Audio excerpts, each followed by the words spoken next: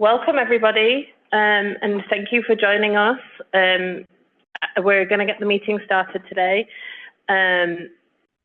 So I am Catherine Page. I'm the chair. I'm with the Clorox company, but today I'm representing I am the SICATM chair. If we can just briefly go around the room to introduce ourselves, we're going to do around the table. I'll go to my left first, to Rick. We'll go around. And everyone needs to mute their laptop. Or don't connect to the audio at all. Yeah. And then, okay, so I'm going to pass it over to Rick to introduce first, and then once we've gone around the table, we'll go to the chairs on the outside. Okay, well, let's get things underway here. So thanks, Catherine. So I'm Rick Wycheck. I'm the director of NIEHS and the director of the National Toxicology Program. Oh, I know, but they want the...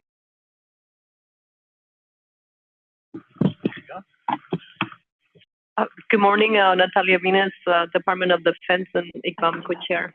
Happy to be here. John Gordon, CPSC. Morning, everyone. I'm Monique Perrin from the Environmental Protection Agency, where I'm the Senior Science Advisor for the Office of Pesticide Programs. And I'm Nathan Price. I'm on the advisory board for SICATM. I'm a professor at the Buck Institute for Research on Aging and Chief Science Officer at Foreign Health Data.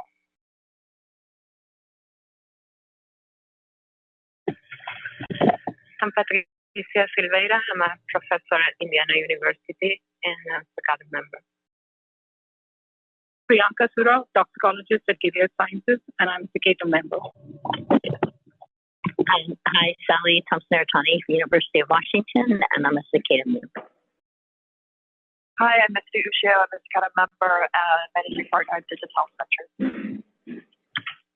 I'm Warren Casey, NIEHS, Division of Translational Toxicology. Good morning. My name is Jennifer Good. I work at the Food and Drug Administration in the Center for Devices and Radiologic Health. I'm Barnett Ratner from the U.S. Department of the Interior. Good morning. My name is Steve Wong. I'm with the Department of Transportation. I'm the principal representative. Thank you. Brian Jolua, National Cancer Institute. Adrian Anya, SICATM member with Serpay Pharmaceuticals. I'm a science leader in toxicology at Dow Chemical, and I'm a SICATM member. Sue Leary, Alternatives Research and Development Foundation, SICATM member. Ellen Burke, Alpha Predict. I'm a SICATM member.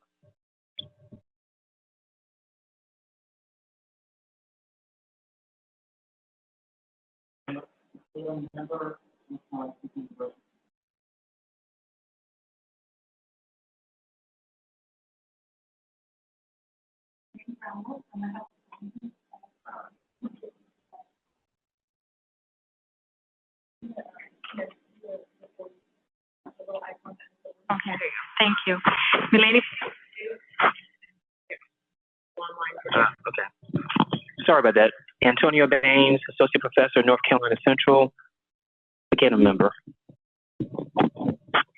Milady Brownlow, a health scientist at NIEHS, and I'm the designated federal officer for SICATM. Nicole Kleinsteuer, NIEHS Division of Translational Toxicology, NICETM Director, and ICVAM Executive Director. Heather Pattersall, NIEHS Scientific Director of the Division of Translational Toxicology. Okay, we're going to do this side of the room. You want to start, Amy? I've got a mic. Hold on. There we go. Now it's working. Hi, Amy. Okay, Amy Klippinger, PETA Science Consortium International. Good morning. I'm Paul Locke. I'm a professor at the Johns Hopkins Bloomberg School of Public Health in the Department of Environmental Health and Engineering. Hi, I'm Liz Ataye, and I am also at Johns Hopkins University under Dr. Paul Locke. Kemal Mansouri, computational chemist, NICETM. Denise Johnson from Battelle.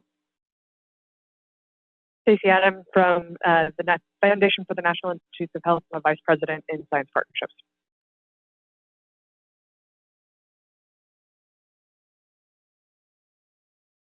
Rebecca Rothis, U.S. Department of Transportation. Emily Ranke, Innovative Principal Investigator supporting the NICEDM contract. Kathy Sprankle, Innovative Communication Specialist supporting the NICEDM contract. Mary Wolf, NIHS Division of Translational Toxicology. Elena Holberg with NICEDM. Sean McCullough, RTI International. Aaron Brown, RTI International. Chris McPherson, NIEHS Division of Translational Toxicology. Charles Kovach, U.S. EPA, serving as the U.S. National Coordinator to the OECD Test Guideline Program. AJ Newell, NIHS Division of Translational Toxicology. Thank you. And then we have two Cicata members online. Please introduce yourselves at this time.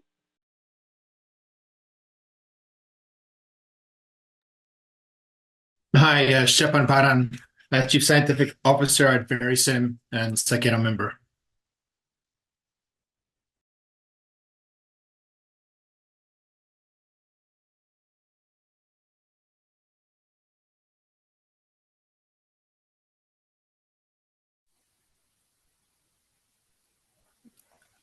I guess I'll go too. So Corey Ellison, I'm a SAC-ADAM ad hoc member. Procter & Gamble. Great. Thank you, Corey. Okay.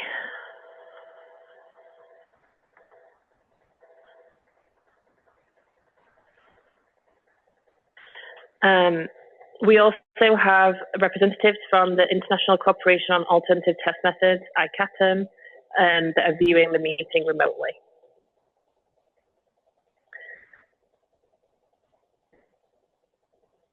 And I would like to also acknowledge that the Interagency Coordinating Committee on Validation of Alternative Methods, or ICVAM, are also present. Okay.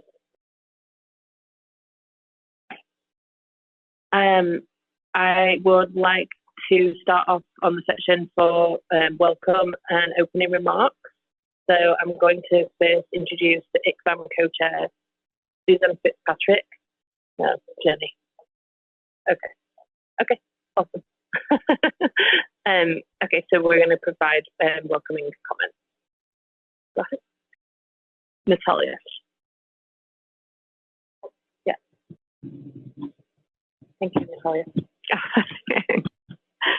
I guess Susie couldn't make it today, so she was very sorry to miss it because she's very excited about it. But we are very happy to be here, and I just wanted to say hi to everybody and looking forward to the discussions and the presentations. And welcome, everybody.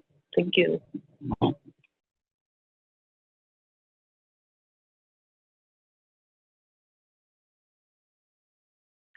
Okay, thank you very much. I would also now like to introduce the NICEDM Director, Nicole Kleinschreier, who will also provide some welcoming comments. Thank you, Chair. I just will keep it brief. I just want to thank all of you for taking time out of your busy schedules to join us today, particularly thanking our SAC-ADAM members who provide us with sage and thoughtful and considered advice every year, and we really rely very heavily on the feedback that we get from SAC-ADAM every September. I'm very excited about the next 2 days. It's one of my favorite meetings of the year, and we have a really robust and packed agenda with lots of exciting science for you to give us feedback on. So thank you again, and thank you to everyone who has taken the time to attend either in person or online. I really appreciate your presence as well. Thank you.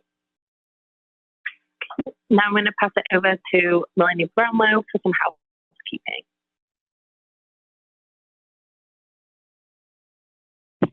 Okay. All right. Thanks, everybody. Can you hear me okay? Okay. So I'm going to start with the conflict of interest statement and then move on to a few housekeeping items. Members of the Scientific Advisory Committee on Alternative Toxicological Methods, SICATM, serve as individual scientists and not as representatives of any organization.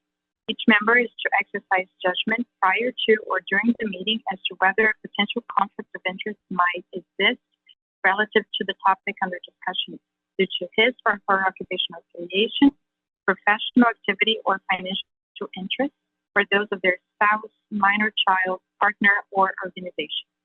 Members are asked to bring to the attention of the federal officer any potential conflict that might pertain to a topic being considered at the meeting. Should there be a potential conflict of interest, it will be handled in accordance with departmental policies and requirements. So moving on to some housekeeping. SICATM charter states that SICATM provides advice to the NIHS director and NTP, ICVAM, and NICEDM activities, or NICEDM regarding ICVAM activities. This is a public meeting that is being broadcast to a remote audience. When speaking, please remember to introduce yourself for the listening audience. And since this is a public meeting, we ask all panelists to reserve the use of the Zoom chat box to technical issues only. All discussions in this meeting will take place in the public forum and will be captured in the meeting minutes. So just to give a brief overview of the meeting format, for the most part, the meeting will have the following format. Each session speaker will give their presentation. Then SICATM members will be invited to ask clarifying questions of the speakers, and speakers will be given an opportunity to respond. After all session speakers have given their presentations, the chair will invite individuals who have registered to make oral presentations to speak. Speakers will be asked to identify themselves and state their affiliation. SICATM members will then have an opportunity to ask clarifying questions of the commenter. Following public comments, the chair will call on the assigned discussants for their comments. After the assigned discussants have completed their comments, the chair will open the discussion to all SICATM members. And please note that it's unnecessary to repeat comments from previous discussants beyond perhaps agreeing with them. While we have a scheduled lunch break for the day, the actual time may vary and will be at the discretion of the chair. Slides will be made available on the website as soon as they meet the government requirements for accessibility. And minutes will be posted to the website once they have been reviewed for accuracy by SICATM members and approved by the chair and made available on the website as soon as they meet government requirements for accessibility. Thanks, everybody. Thank you. I would now like to introduce Dr. Wojcik, who is going to provide some opening remarks. Great. Okay, terrific. Well, good morning, everyone, and welcome to the 2024 meeting of the Scientific Advisory Committee on Alternative Toxicological Methods, or SICATM. So I have to say that it's great to be here in person and to see actually many of you who I haven't met in person previously. And so thanks everyone for schlepping to the NIH and being here. Maybe a little bit more difficult heading home tomorrow with the onslaught of the weather coming our way, but nevertheless, it's great to have everyone here in person. And so hopefully, without a future pandemic getting in the way, we'll be able to continue to meet in person in future years. So as you're probably aware, SICATM is a federally chartered external advisory group of scientists from the public and the private sectors. So included in SICATM are representatives of the regulated industry, academic researchers, and non-governmental organizations. So each year we have this annual meeting where we look at SICATM, I look at SICATM, and other members look at SICATM for advice and oversight to make sure that we're doing all the right things to achieve the mandated duties of ICVAM and the activities of NICEDM. So this year we have a packed agenda. We're focusing on updates in key areas relating to the development, evaluation, and the implementation of new approach methodologies, or NAMs. But first of all, we're going to hear about the extensive curation and the development of the ICVAM biennial report. So this report provides updates on the efforts to advance the use of NAMs across all 18 ICVAM agencies. So we'll also discuss efforts not just in the United States, but across the globe to validate and establish confidence in NAMs. This is really critical. Since the release of the ICVAM report on validation, qualification, and regulatory acceptance of new approach methodologies in March of 2024, there has been a substantial push to operationalize these concepts. We will hear updates on the International OECD Guidance Document 34, the ICVAM Method Developers Forum, and a case study on in vitro inhalation toxicity validation. And NICEDM is providing input to the new NIH Common Fund program. It's called Complement Animal Research in Experimentation, and it's abbreviated complementary. So this initiative aims to advance human-based NAMs for biomedical research, and as the name implies, it's not about eliminating animal research, but rather complementing animal research in areas where it's clear that mammalian models are not the best approach for predicting responses in humans. We'll discuss how this program is helping to bring new methods from the inception to validation and qualification. And additionally, we'll hear about recommendations from the NIH Advisory Committee to the Director, the ACD. There's a working group of the ACD on NAMs. So we'll hear their report, and we look forward to your feedback on these recommendations. So we'll also discuss international efforts in the developmental neurotoxicity, or the DNT space. We have several presentations on the DNT in vitro battery.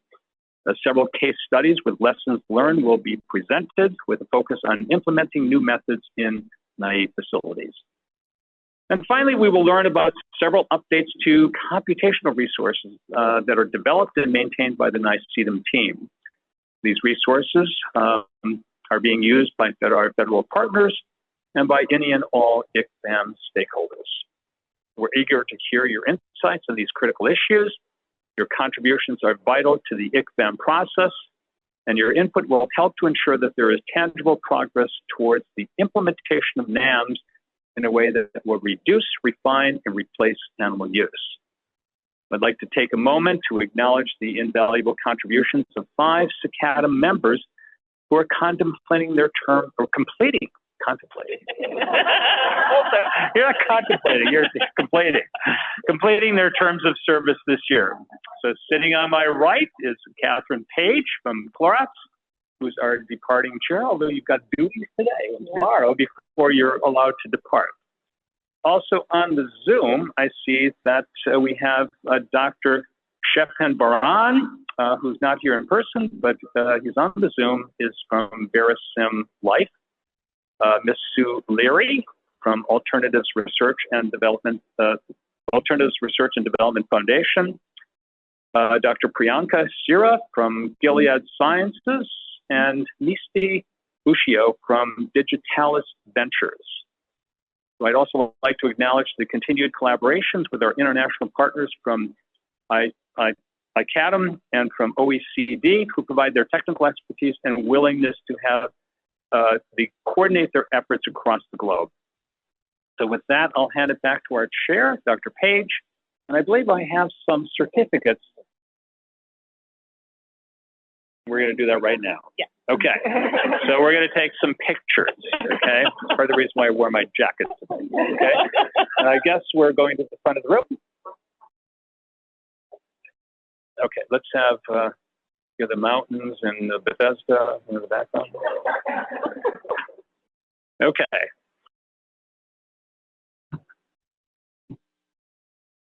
So everyone online, just bear with us for just a moment while we recognize the valuable contributions of our CICADM members that are rotating off. I'm going to go with that one.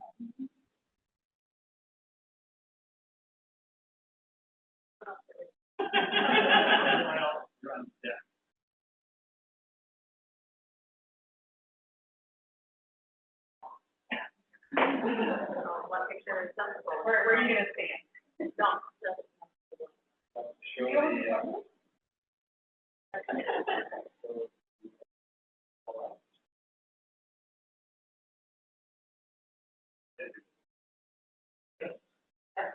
There we go.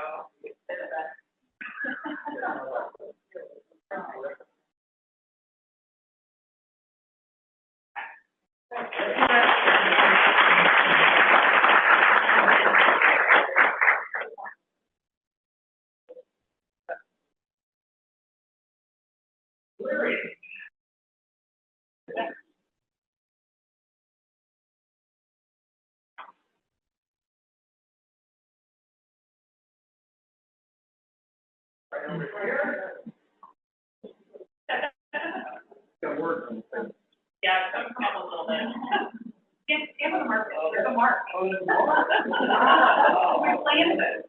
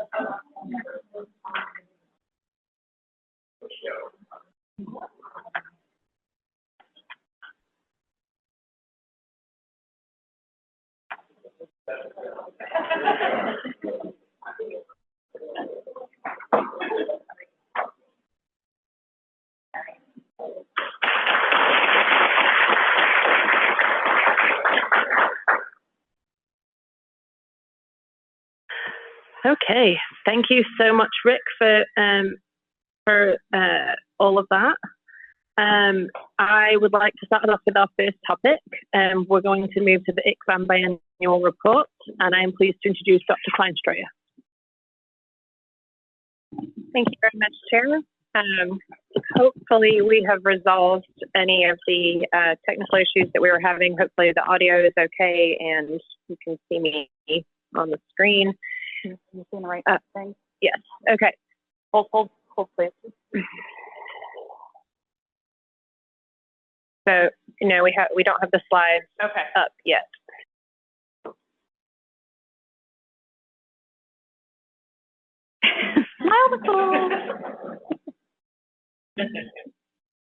There we go. So, yeah. Okay, fantastic. All right, thank you so much. So, as many of you are aware, as part of our congressional mandate under the ICFAM Authorization Act of 2000, we have a responsibility to provide a report every 2 years on the activities of ICFAM, the NICEDM support activities in service of ICFAM and ICFAM agencies, but also more broadly across the federal government and across our federal agency partners that are ICFAM members in their activities in the 3Rs space. So I probably don't have to define the 3Rs for everyone in this room, but just in case, they are the replacing, reducing, and refining animal testing, and they really form the basis of the portfolio that ICFAM has under its purview. So I'm going to jump in to the ICFAM biennial report. So this is a screenshot of the Congressional ICFAM Authorization Act of 2000. And as part of that law that was passed almost 25 years ago now, which is hard to believe, it says that ICFAM shall prepare reports to be made available to the public on its progress under the Act. The first report shall be completed not later than 12 months after the date of enactment of this Act, and subsequent reports shall be completed biennially thereafter. And what I'm going to do today is kind of present an overview of how the ICFAM biennial report has evolved and help orient you to where you can access it online. And I highlight some of sort of the trends over the last several iterations of the biennial report and emphasize what I think an incredible resource the biennial report is. And I'll just start by saying that this is a resource that I myself go back to over and over and over again over the 2 years in between publication of the previous report and publication of the subsequent report, because it's just such a tremendous resource in terms of finding short paragraph-long descriptions of all of the different activities that ICFAM agencies and NICEDM and ICFAM as a committee are engaged in the 3Rs space. So first, to start off, I'm very pleased to announce that the 12th exam biennial report is now available.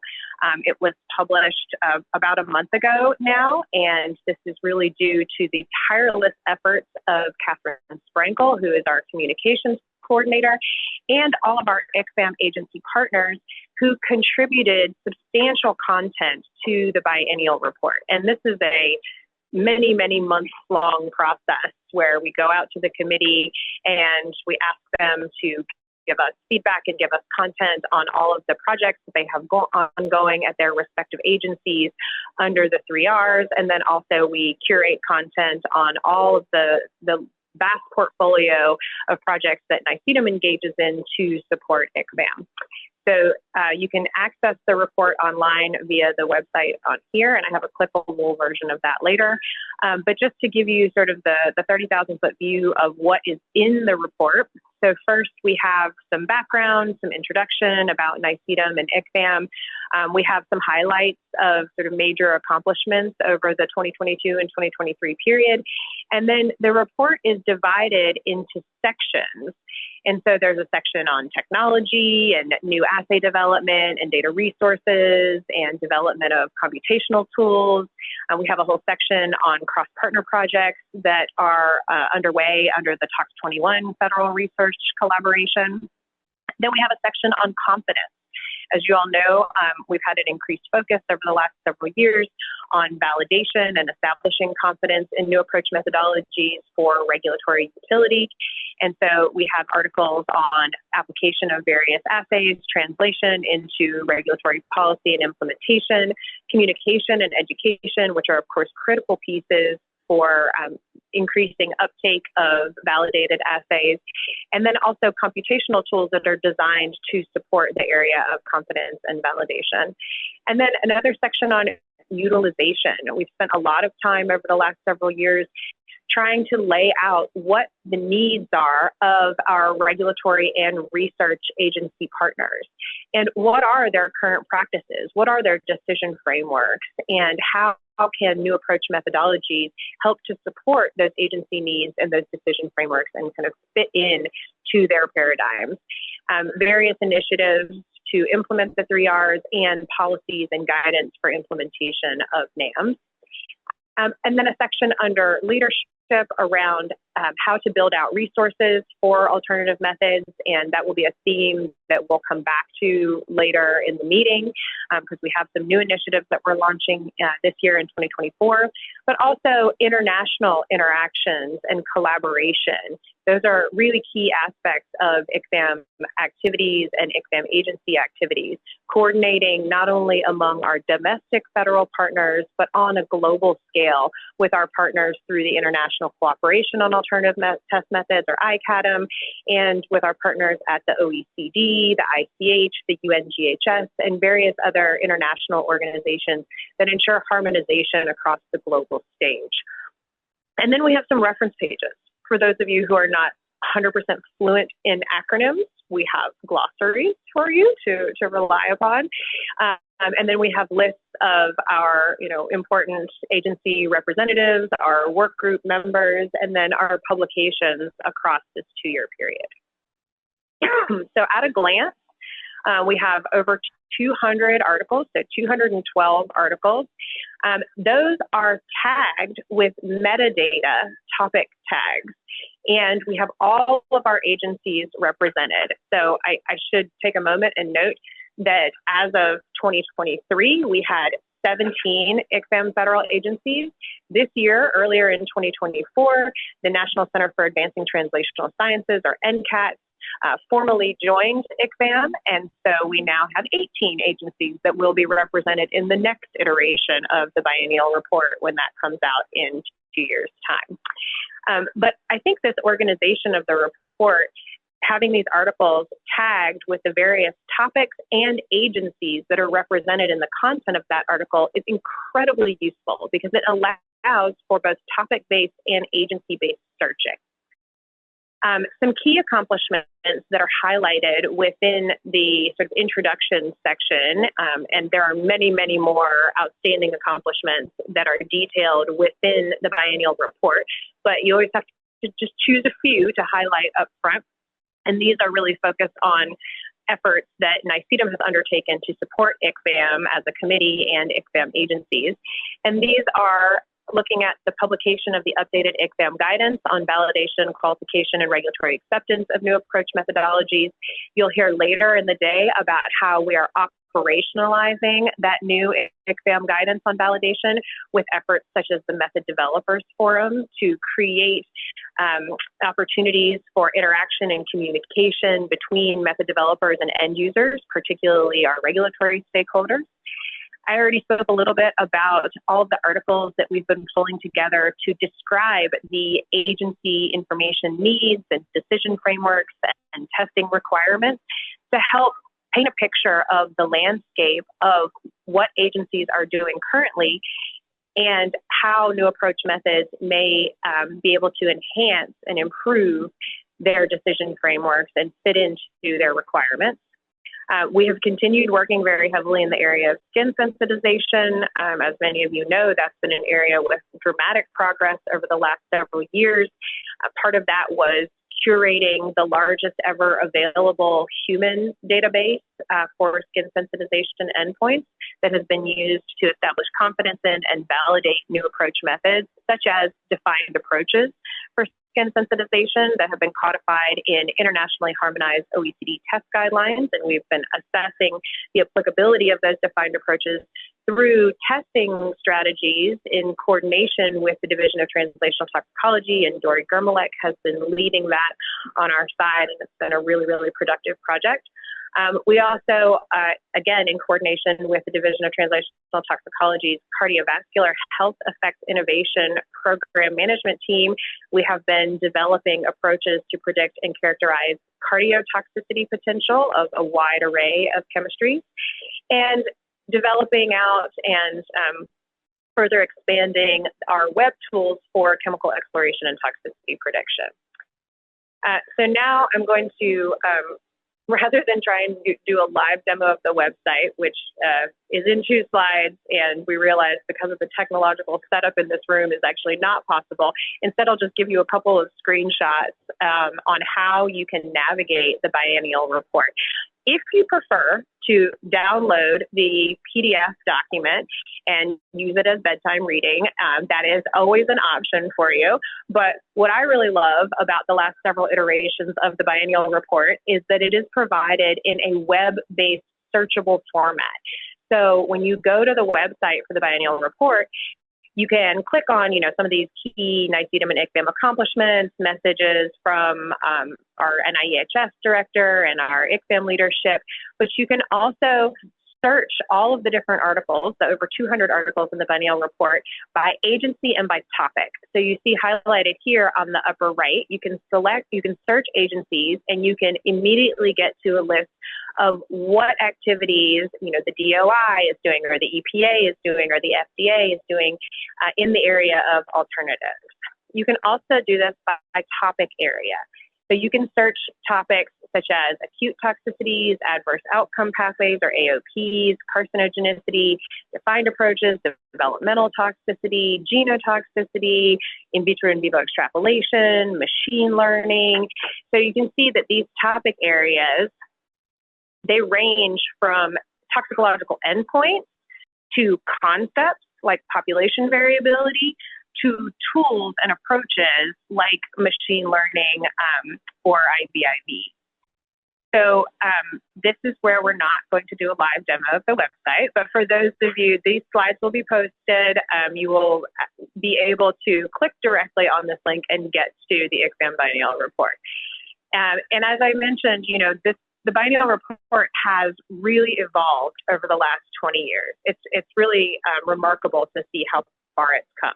So the first couple iterations of the biennial report were just a Word document. There were no pretty pictures. It was very focused on just the ICFAM workgroup activities, and it really didn't cut across all of the really important efforts across the federal family at our different ICFAM agency partners. In 2008 through 2011, additional graphics were added, the layout was updated, but it was still very much focused on ICFAM workgroup activities. Well, coincident with the sort of reinvention of ICFAM that occurred in 2013, there was a shift to make the biennial report more inclusive and not focus just on what the ICFAM work groups were up to, but also to encompass activities in the NAM space and in the 3Rs across all of our ICFAM agency partners. So it became much more comprehensive. Also in 2015, that was the first edition where it was published as a website. And then in 2016 and 2017, the current platform was implemented. So a searchable website platform, again, increasing focus on individual agency activities. And then in 2018 and 2019, we updated the structure to reflect the strategic roadmap, which was published in 2018. And then we implemented these filtering tags, which I just showed you on previous slides. So again, having that metadata associated with various articles allows you to very quickly hone in and ask specific questions like, what is the EPA doing in the area of developmental neurotoxicity? Or what is NIEHS doing in the area of NAMs for cardiovascular toxicity prediction? So it's an incredibly useful platform. We've also seen really increased engagement by our stakeholders and our audience. We always have, over 1,000 views right when we launch the biennial report. So those first spikes on all of these graphs are basically now. So we launched the biennial report. We put out the NICEDM newsletter around it. We have SACADM and, typically focus at least for one part of the meeting on the biennial report.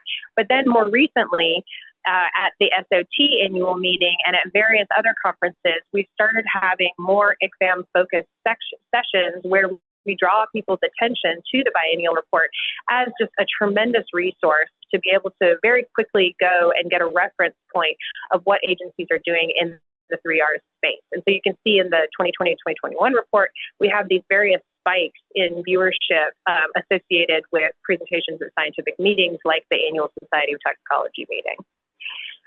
So here is where I'm going to geek out just a teeny bit. So I used artificial intelligence, GPT 4.0, and uploaded all of the recent biennial reports over the last 10 years from 2014 to the current one, and asked it to identify specific topics and do a topical trend analysis of the what was contained in these free text articles within the biennial reports. And this is, really one of the areas in which large language models really excel in terms of being able to take long documents and really synthesize them and analyze the trends over time. So you can see, a couple things to point out. This is by no means a comprehensive list of various topics, but it covers acute systemic toxicity, which has steadily increased as a focal area up there on the top, biologics and vaccine testing. Computational toxicology is that sort of almost exponential increase. So that orange line that starts off very low in 2014 and goes up to sort of the second highest topic of emphasis in 2022. Endocrine disruptor testing has had a steady increase. Ecotoxicity testing has been sort of stable or potentially decreased a little bit. Ocular toxicity, reproductive and developmental toxicity, photosafety, and immunotoxicity, which really encompasses largely the skin sensitization and more recently respiratory sensitization efforts. So I thought this was an interesting analysis. I also asked it to look at sort of trends in things like regulatory acceptance and policy development, because a huge part of what we try to do, NICEDM and ICFAM, is to influence regulatory policy in a way where letting the science lead. So when the science is at a stage where it's ready to be translated into implementation and regulatory policy, we work with our regulatory stakeholders to ensure that we are establishing confidence in methods that will meet their needs. And so that was also reflected in the analysis in terms of steady increase in efforts to validate and accept new methods over the last 10 plus years. Starting in 2018 with notable progress in international harmonization, working more and more closely with the OECD. That is also around the same time that I took on the role as the co-U.S. National Coordinator to the OECD, providing support to the U.S. National Coordinator from the EPA. And then over the last several years, we've also seen policies adapted to accommodate more rapid method development and more flexible frameworks proposed for establishing confidence in validating methods in a way that is fit for purpose and takes into account the needs of regulatory end users so that we can streamline acceptance processes when the science is ready. Okay, with that, I will finish up, and I think there's now time for clarifying questions. Thank you very much. Thank you, Dr. Clanshire. That was really good. I want to open it up to, as Nicole said, clarifying questions only. So as a reminder, please hold your discussion questions until there's a discussion section at the end of this section. So we're also going to use the raise hand feature for the panelists on Zoom. That will help us to keep track of any questions in what order that we're going to receive them in.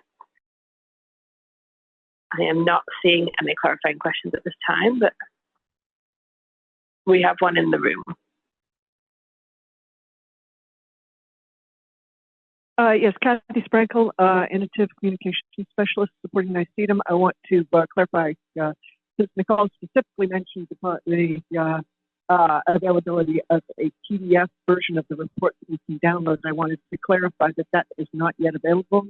We've had some technical problems with the production of that. It should be available within the next week. And there is if you would like to take advantage of that option, there is a link in the footer of the report that appears on every page of the website. But I do want to emphasize that all of the content that would be available in the PDF is also available on the website, and I would suggest that the website is a more user-friendly and easier way to engage with the report. I'd recommend you do so. Thank you, Kathy. Okay, so I am not seeing any more clarifying questions. If there is none, then we will move to public comments for session 1. The public comments were solicited through the Federal Register process, and written comments were posted to the meeting webpage and distributed to SCATA members in advance of the meeting. Individuals requesting to make oral comments were required to register in advance for planning purposes. There were 3 written comments for this session that were received. One was from the Humane Society of the United States, and one was from the Physicians Committee for Responsible Medicine, and the third one was from the People for Ethical Treatment of Animals. And we have, at this time, I'd like to introduce the first oral presenter, who is Christy Sullivan at the Institute for In Vitro Sciences.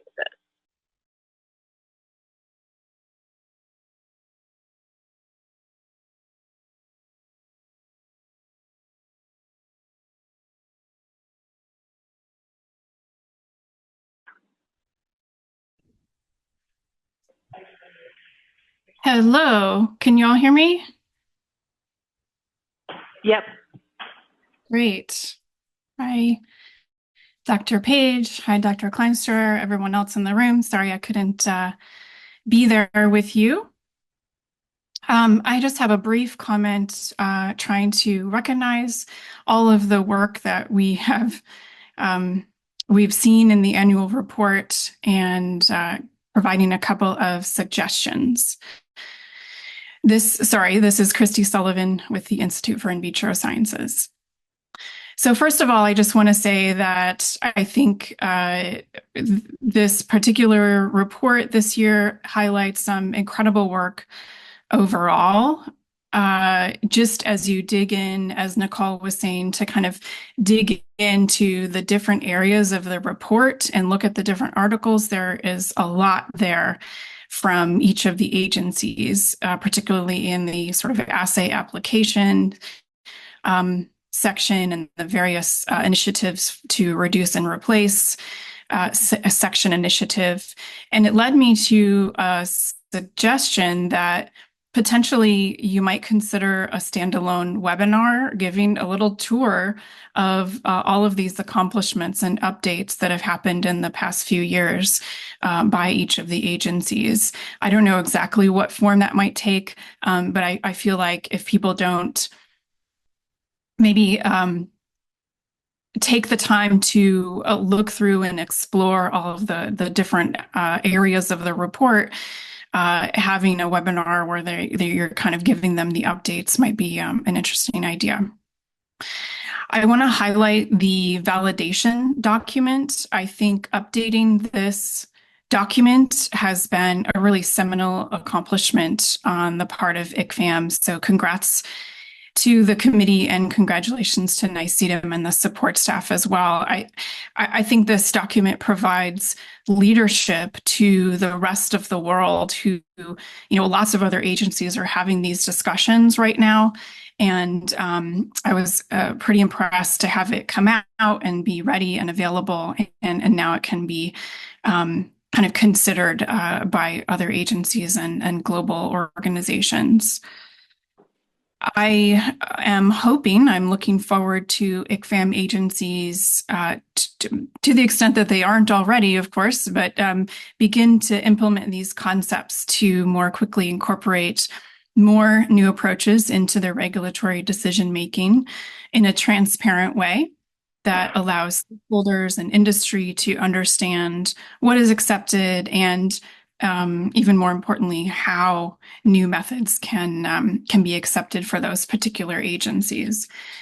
And in that vein, I wanted to suggest that agencies can consider some case studies in applying the framework for agency-specific contexts of use. I want to briefly mention the very general and very large endpoint of systemic toxicity. And of course, that includes, if we think about systemic toxicity, lots and lots of endpoints within that. And of course, there are some activities already ongoing in that space, as we can see in the report. I think it might be useful to consider an agency needs review for systemic toxicity, or maybe portions of systemic toxicity, sort of breaking it down to start to, I think those documents are really helpful to kind of kickstart some activities and organize further activities and applications in NAM's development. So it might be an idea to consider. And then also I would suggest agencies consider undertaking case studies addressing agency needs for that endpoint. So finally, I want to just close with some appreciation for the NICEDM and innovative work, particularly around ICE. I think the integrated chemical environment is a really, really useful tool. I think many people don't realize how many tools are in there, how useful it can be.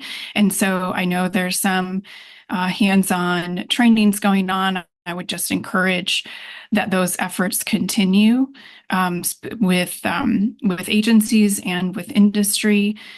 Particularly maybe thinking about having more direct engagement and case studies, using the tools to apply them for specific either agency needs or company data that might be available or activities.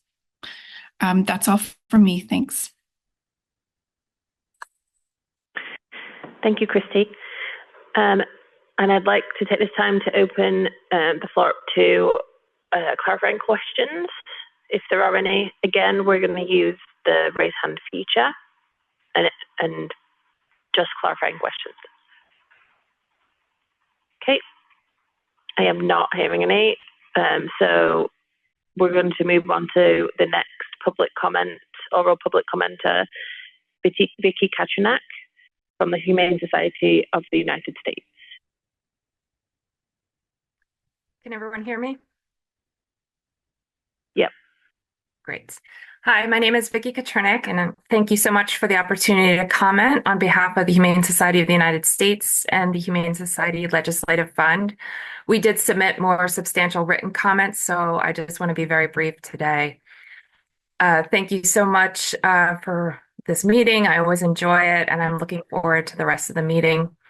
There are a few things I wanted to mention addressing the topics that are planned over the course of the two-day meeting. First, we're very excited to see how ICVAM member agencies adjust their thinking around the concept of validation after the publishing of the March 2024 validation document. We hope that following this new approach will lead to faster approval times for NAMs under certain contexts of use and help to build confidence in methods so that they can be more broadly applied over time. We're also very happy about the creation of the ICVAM Method Developers Forum. However, we want to be sure that these are impactful. We recommend that agencies organize follow-up activities where more specific uses for the individual methods can be explored. In addition, it would be beneficial for the developers to work together with the regulators to build testing strategies that incorporate the best approaches. In the future, we encourage agencies to engage in direct dialogue with the developers during the forum. We believe this will help all stakeholders understand the needs and concerns of the individual agencies. We look forward to future forums and encourage the agencies to take the additional steps that are necessary to ensure that these meetings ultimately lead to regulatory acceptance of NAMs. We're also pleased that NIH has decided to not only focus its efforts on development of NAMs through the complementary program, but in particular that one of the current areas of focus is the validation network of regulatory implementation. Regulatory input is crucial to ensure that investment in NAMs will result in methods that accelerate drug evaluation while also replacing animal testing. Likewise, for the topics of developmental neurotox and the computational approaches that will be discussed tomorrow, it'll be important to consider how these new approaches can satisfy regulatory needs. With so much important work going into the development of these new technologies, engagement with agencies to determine how they can be utilized in a regulatory context cannot be an afterthought. As always, we welcome the opportunity to work with NICEDM or any agency to replace the use of animals with scientifically sound testing strategies. Again, thank you so much for the opportunity to comment, and I'm very much looking forward to the rest of the meeting. Thank you so much. Thank you. Again, we're going to open it up to clarifying questions.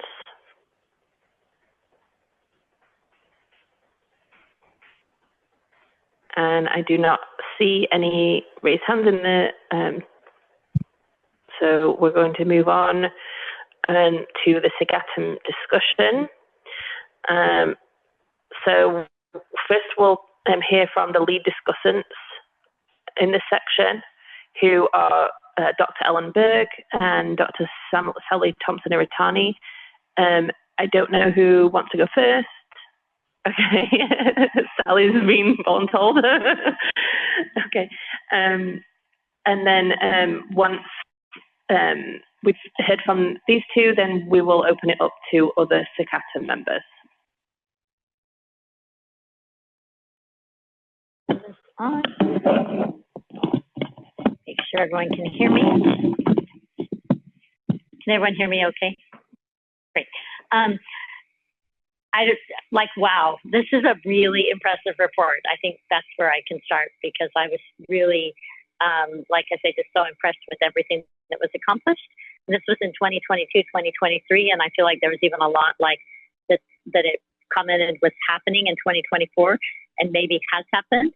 And hearing about where that's at would be really nice. And in regards to that, one thing I was kind of curious about with the website, which is spectacular. I didn't get a chance to look at the website because I had the report that I was reading on the plane, so I didn't have access. But with the website, is it planned to be dynamic? I think is one thing, because there are some things in the report saying that those are happening in 2024. So I was just kind of wondering if those would be updated on the website, since theoretically, well, I know everything's more challenging than we wish it was, but so kind of something along those lines. I, like I say, was mostly just really impressed with the evolution of this report. The way that you put that together, Nicole, was really spectacular to see how the report has evolved over the last 25 years when you've had to put these reports together, and the progress that's been made in just making the information accessible to people. That is so important, because everyone everyone who is working in this space is doing their best to try to figure out what they can do to move this forward. And I think that making these things so accessible is a major step in that regard. I also really appreciated the way it was broken into all the sections and clearly delineated. I personally really appreciated the acronyms and having those available that I could refer back to on a regular basis. The accomplishments, I think, as already stated, the validation, qualification, and regulatory acceptance of NAMs is an invaluable resource to everybody who is working in this space. Everybody who's working with NAMs, having this available is so critical to all of us. So really appreciate all the efforts on that. The needs and testing, skin sensitization that we're going to hear some more about, really excited about that, and in specific areas. So, you know, I didn't know how you'd done that topical trend analysis, but hearing how you put that together and the information you were able to get from that was actually really nice also. So I wanted to mention that. I like the idea of a webinar with update accomplishments. I think that there would be a lot of interest and engagement in that. I don't know if it's one webinar or a series of webinars. I just have to say how you could fit everything in this report into one webinar would be pretty heroic. And then, you know, again, my comment about is there any plans for making the webpage dynamic, which I mentioned up front. So I think that's kind of my summary. I'd like to turn it over to my fellow discussants to add anything that they might want to this.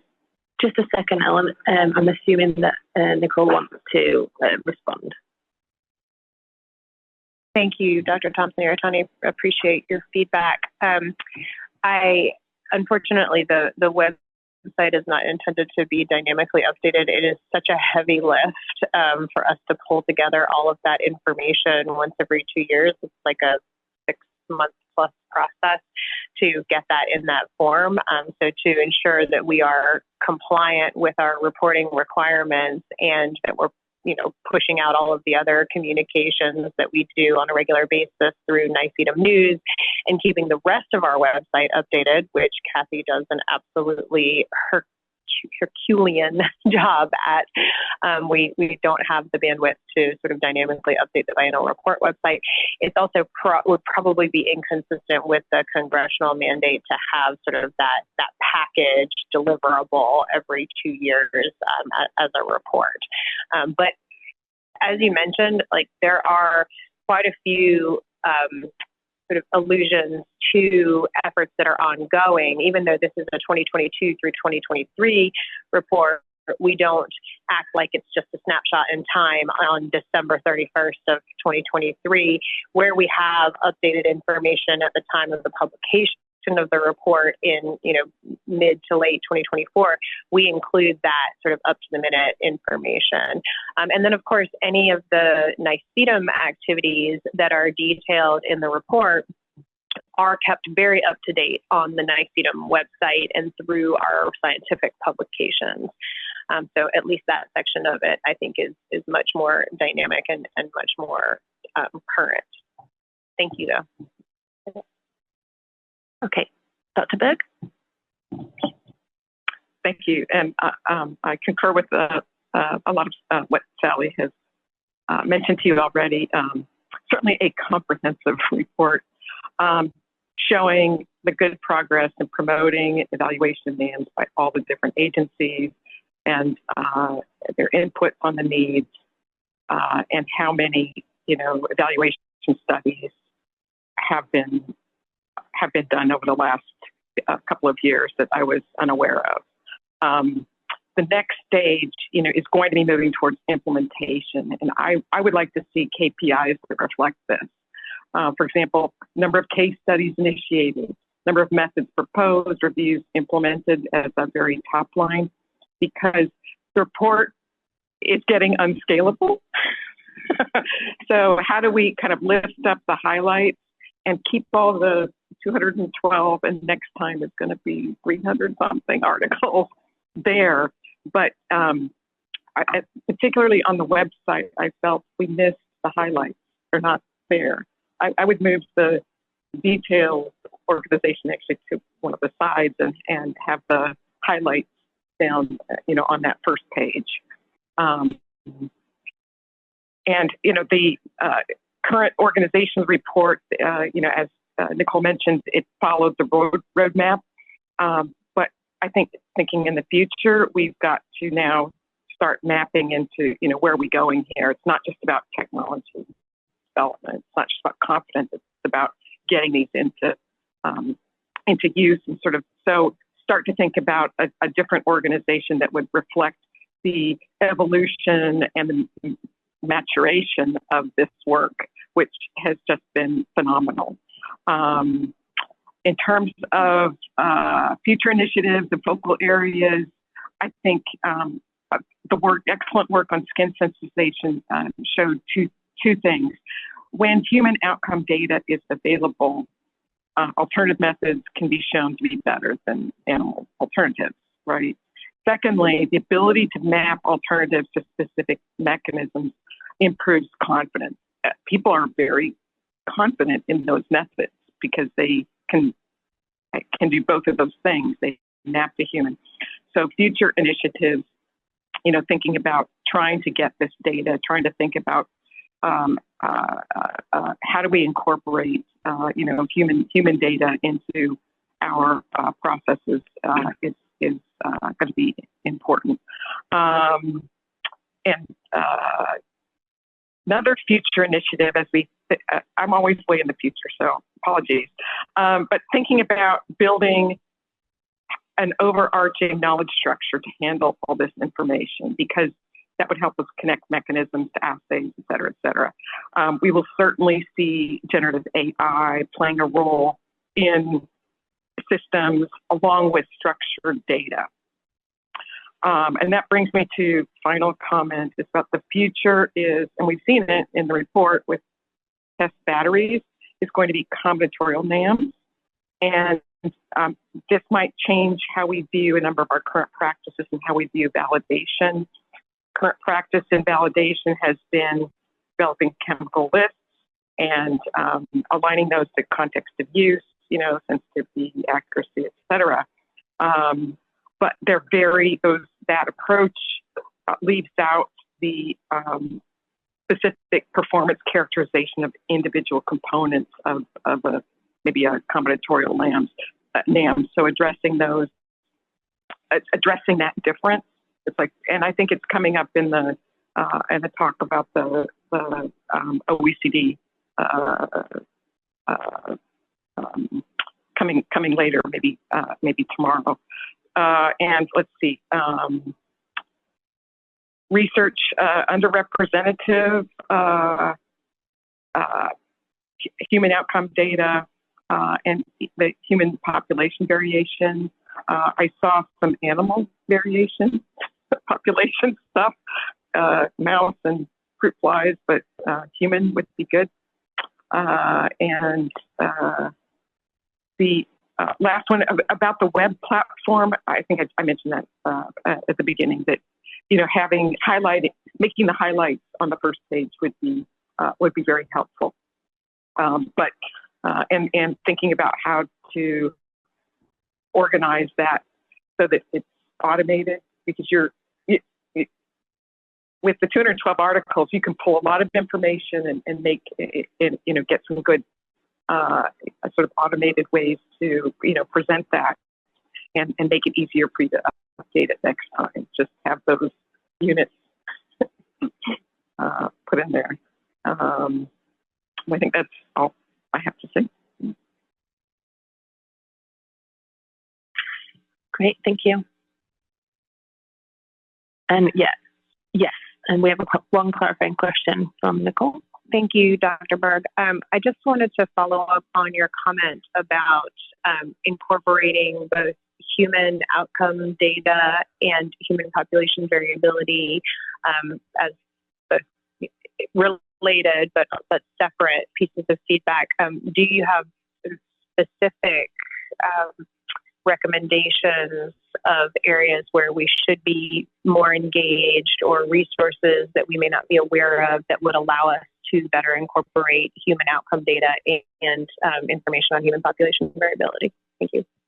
Yeah, I think for the human population variability, I think that's certainly being addressed by the complementary program. That's one of their highlights. So it's for in vitro assays that would be looking into, cells from diverse donors, for example. On the human data, there's a lot of information coming from genetic studies that are putting together. We're learning, being able to put all that information to better understand kind of the human biology as a knowledge framework. So that, I think, incorporating that kind of work that way, I think will open up, just be, very synergistic in helping us map, because, it's about not just, testing agents, but it's also, there's the human exposures and the reality of the diversity of the human population. And, we do know what certain pathways and mechanisms, that knowledge is coming really fast from those studies. So how do we think about incorporating that into our framework of understanding of human responses to toxins? Yeah, Rick. I just want to comment that one thing we can be thinking about is, better partnerships with the All of Us program at the NIH. And the All of Us, I think, is probably the most diverse and comprehensive cohort for studying genetics, genomics, and now increasingly for studying the environmental perturbations that can be influencing human biology. So it's something we've been pushing really hard. Well, we don't have to actually push very hard. The CEO of the All of Us program, Josh Denny, is very interested in integrating environmental exposures into the All of Us program, as is Jeff Ginsburg, the Chief Scientific and Medical Officer. Key for us is to figure out how can we work more collaboratively with them. But perhaps, generating iPS cells from, I don't think we could do this with 1 million people, but I don't know, Nicole, what do you think?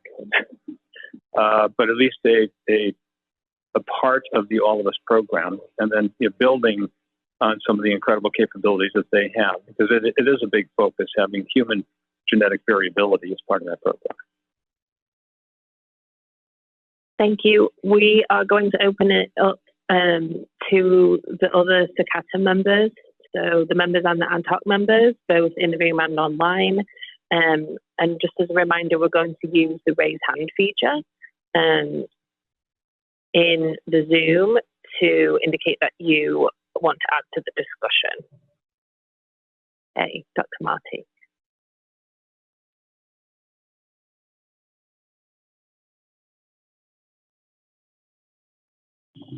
This is Sue Marty, okay. Academy member, sorry. I think I was thinking about, like Alan was a bit, I was trying to be thinking about future initiatives.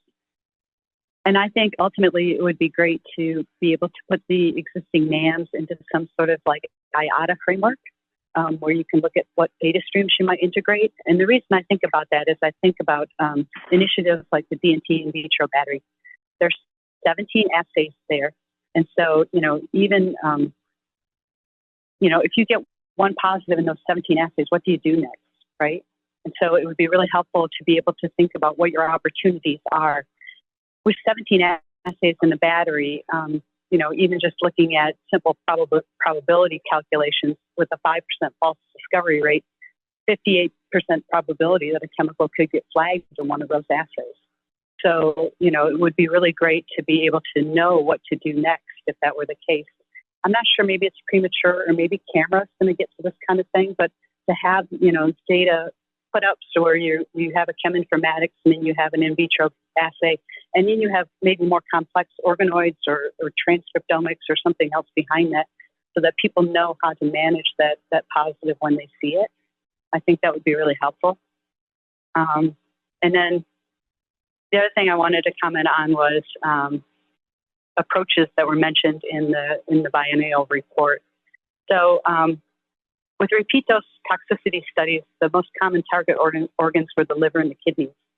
And I see that FDA does have some work going on in the liver. I didn't see much in kidney.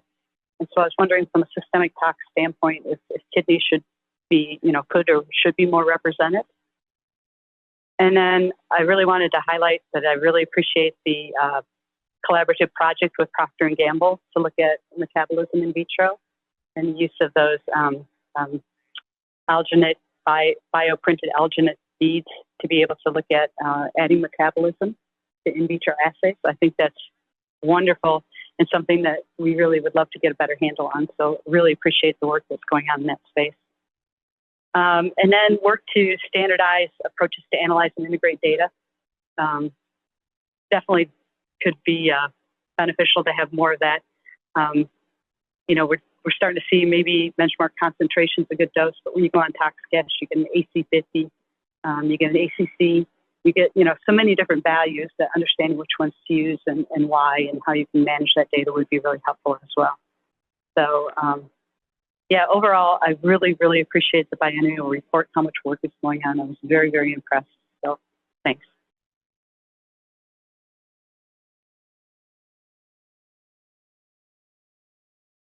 Okay, great. We will move to Dr. Price.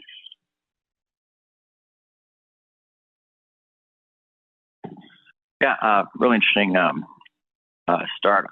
So Nicole, in your talk, you had mentioned like sort of dramatic progress in the skin sensitization area, which I think is super interesting in terms of building out this, these largest human database, the amassing of all this information, which I think, I'm just curious if in that comment you were thinking beyond like all the resources that have been built, like have there been emerging trends or has it become clear, like, what, some of the most important aspects of skin sensitization that are happening in the world or chemicals that have arisen into kind of prominence that you've focused on, or just kind of wondering if, what might have come out of that. Thanks for the question. Dr. Berg sort of touched on this in her remarks, where, skin sensitization is a really interesting exemplar of how if you have robust, well-curated, reliable human data, then you have human molecular target-based and human cell-based assays that map to our understanding of that adverse outcome pathway, that mechanism of toxicity, and cover enough of the relevant biology, then you can actually demonstrate that that mechanistically mapped integrated testing strategy does a better job at predicting the human endpoint than the historical animal in vivo models that have always been used as a surrogate for predicting that human biology. And so but that's a sort of advantageous position that skin sensitization has that pretty much no other endpoint has. We certainly don't intentionally dose people with chemicals to look at endpoints like carcinogenicity or developmental toxicity or repeated or systemic toxicity, et cetera. But it does, I think, provide at least a little bit of a platform for establishing confidence in this approach of taking what we understand about human biology and mapping testing strategies to detailed aspects of human biology in a way that allows us to establish confidence by using biological relevance and mechanistic coverage. When it comes to things like what chemicals are acting as sensitizers across the population, I think that there's sort of the known sensitizers like metals and certain other ingredients in like industrial chemicals or pesticides that are demonstrated to be reactive. These reactive molecules that can cause an allergic reaction in some percentage of the population. What I'm really excited about is we've really moved past just sort of hazard and potency classification and labeling, which is really important in certain regulatory jurisdictions to be able to say, you have to use this type of personal protective equipment, or you have to have child protective locks, or you can't use this in playground equipment, et cetera. But moving even past that to using probabilistic Bayesian statistical models to actually allow for quantitative risk assessment across a population in a way that allows you to protect sensitive subpopulations is sort of the next frontier and what we're really truly implementing right now in the skin sensitization area. So we have a project that's on the OECD work plan. It's called the Skin Allergy Risk Assessment Integrated Chemical Environment, or SARA-ICE model. And we have been developing an app that is intended to be very user-friendly, so you don't have to be a Bayesian statistician or know how to read or write code to implement this model. We have it fully containerized with a nice little graphical user interface, and it's now being considered both by the OECD for inclusion in the test guideline on defined approaches, but also by the EPA in areas of application like risk assessment for fragrance ingredients, so that they can derive, a really truly protective point of departure that incorporates population variability. Great, thank you. And Dr. Silveira. Thank you. And my question is along the same lines of incorporating variability. I was curious if in all these approaches and methods, the sex variable is being considered or planned to be incorporated in the reporting and in the designing, specifically when some of these chemicals are particularly used by women more than men, and how we can integrate this approach with the initiatives that NIH has, such as the incorporation of the variable as well as the Women's Health Initiative. And similar question with aging and development. Is that being incorporated and planned to be put forward in this report? Thank you, Dr. Silveira. It's an incredibly important question. And, I'm a little bit sad to say that right now, at this point in time, the answer is no.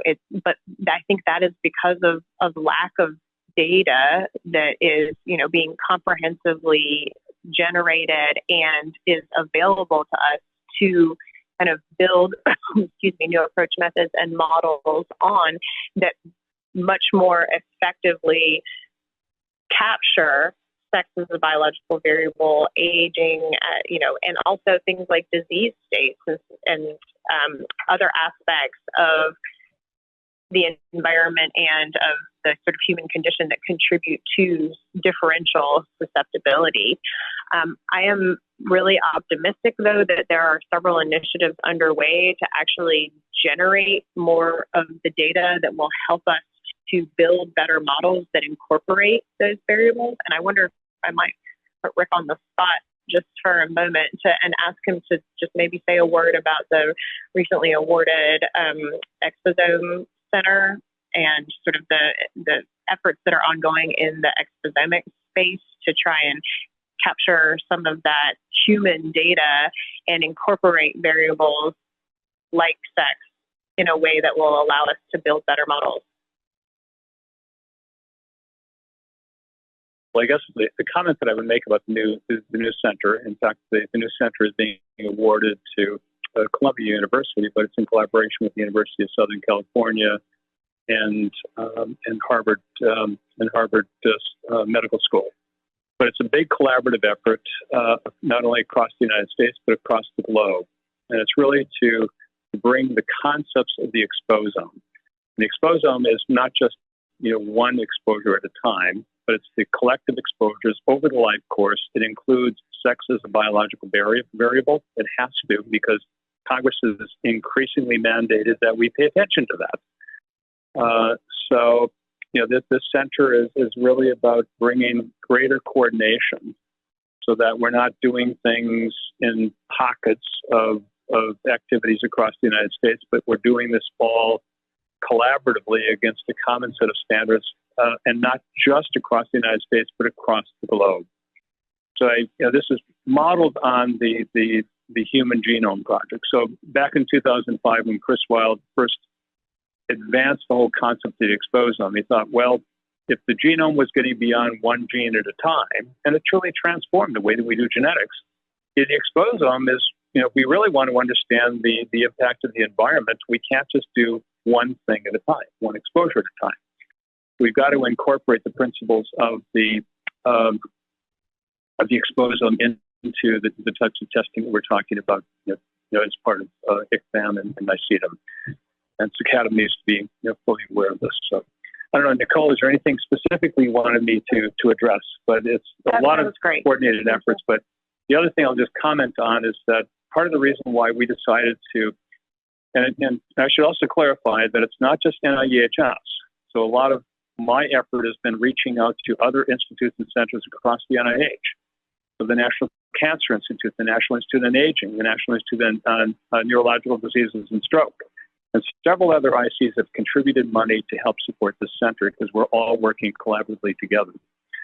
So lots of exciting things that are happening, but we have to work collaboratively rather than competing with each other, which was, I think, part of the problem with the Genome Project. Early on, everyone was competing with each other, and they were tripping over each other, not making progress. Once they started working collaboratively, they got the job done. So we're going to learn from that. Let's do the collaboration right at the outset. I could go on if you want, but okay. Excellent. And I just want to underscore that importance of evaluating all types of diversity, not only sexual, but also racial diversity in all of the test methods and what the impact that has, so that we can determine if, what has to be done and built into each of our methods while we're using them. Okay, I am not seeing any more raised hands, so I'm assuming that that there's no more items for discussion in this section. And if that is the case, then we will move on to the next session, which is validation updates. And so I would like to take that opportunity to introduce Dr. Kovach to come.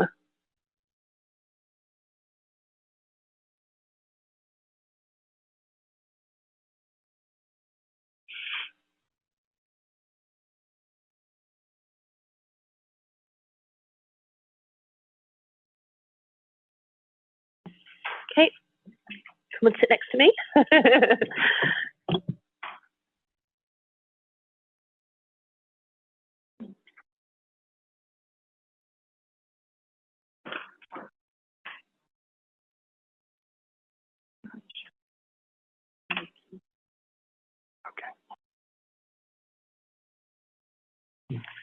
Okay, so it is going to say Dr. Kleinschreiber, but it is actually not.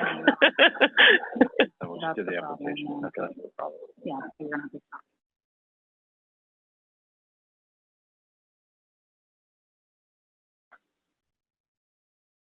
Yeah, so Nathan, you can use Dr. Kleinschreiber's camera as the presenter.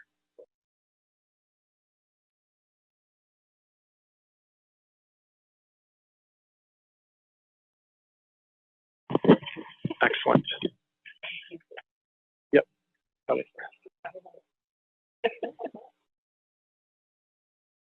Okay. I think we got it. Great. Well, hi, everyone. Thanks for the opportunity to speak today. Again, Charles Kovach providing an update on guidance document 34. Did it work? No. Just wait with the points.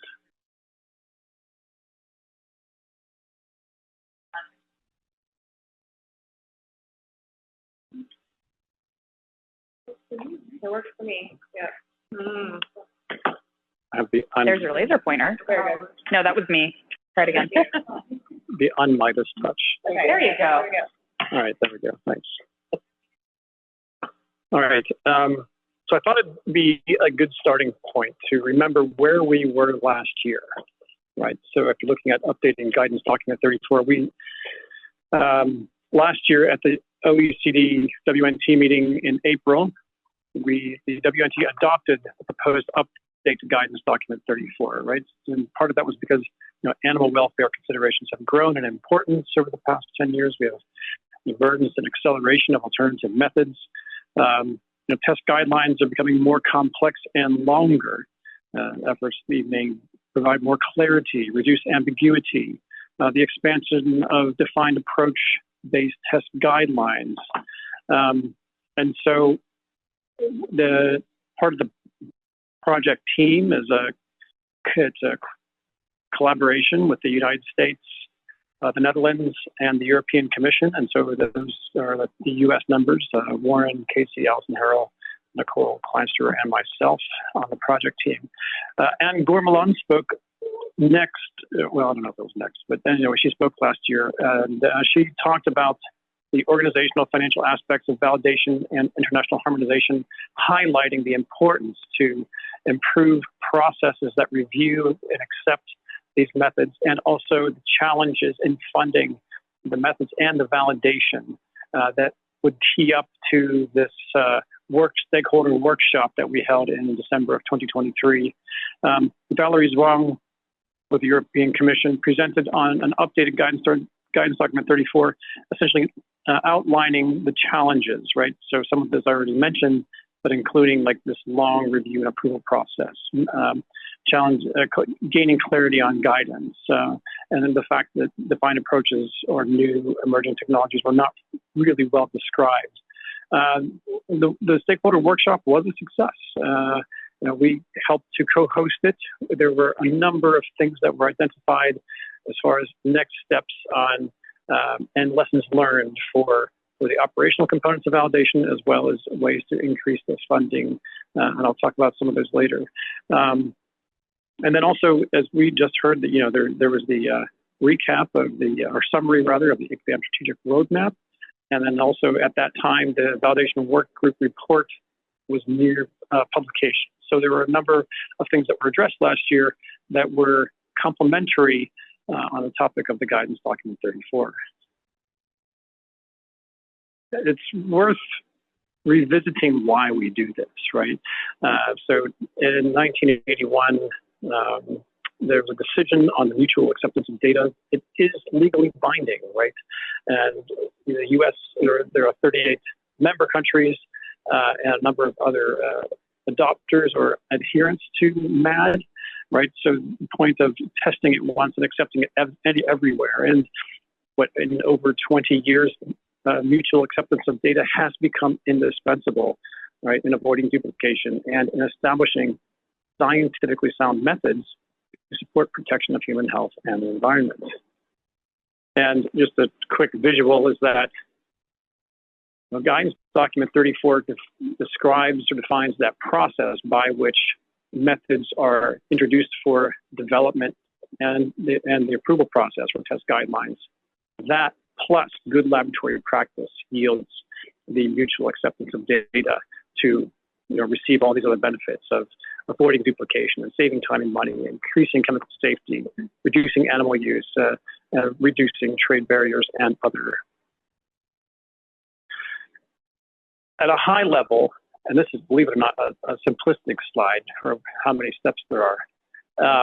This is the high view of the test guideline development approval process.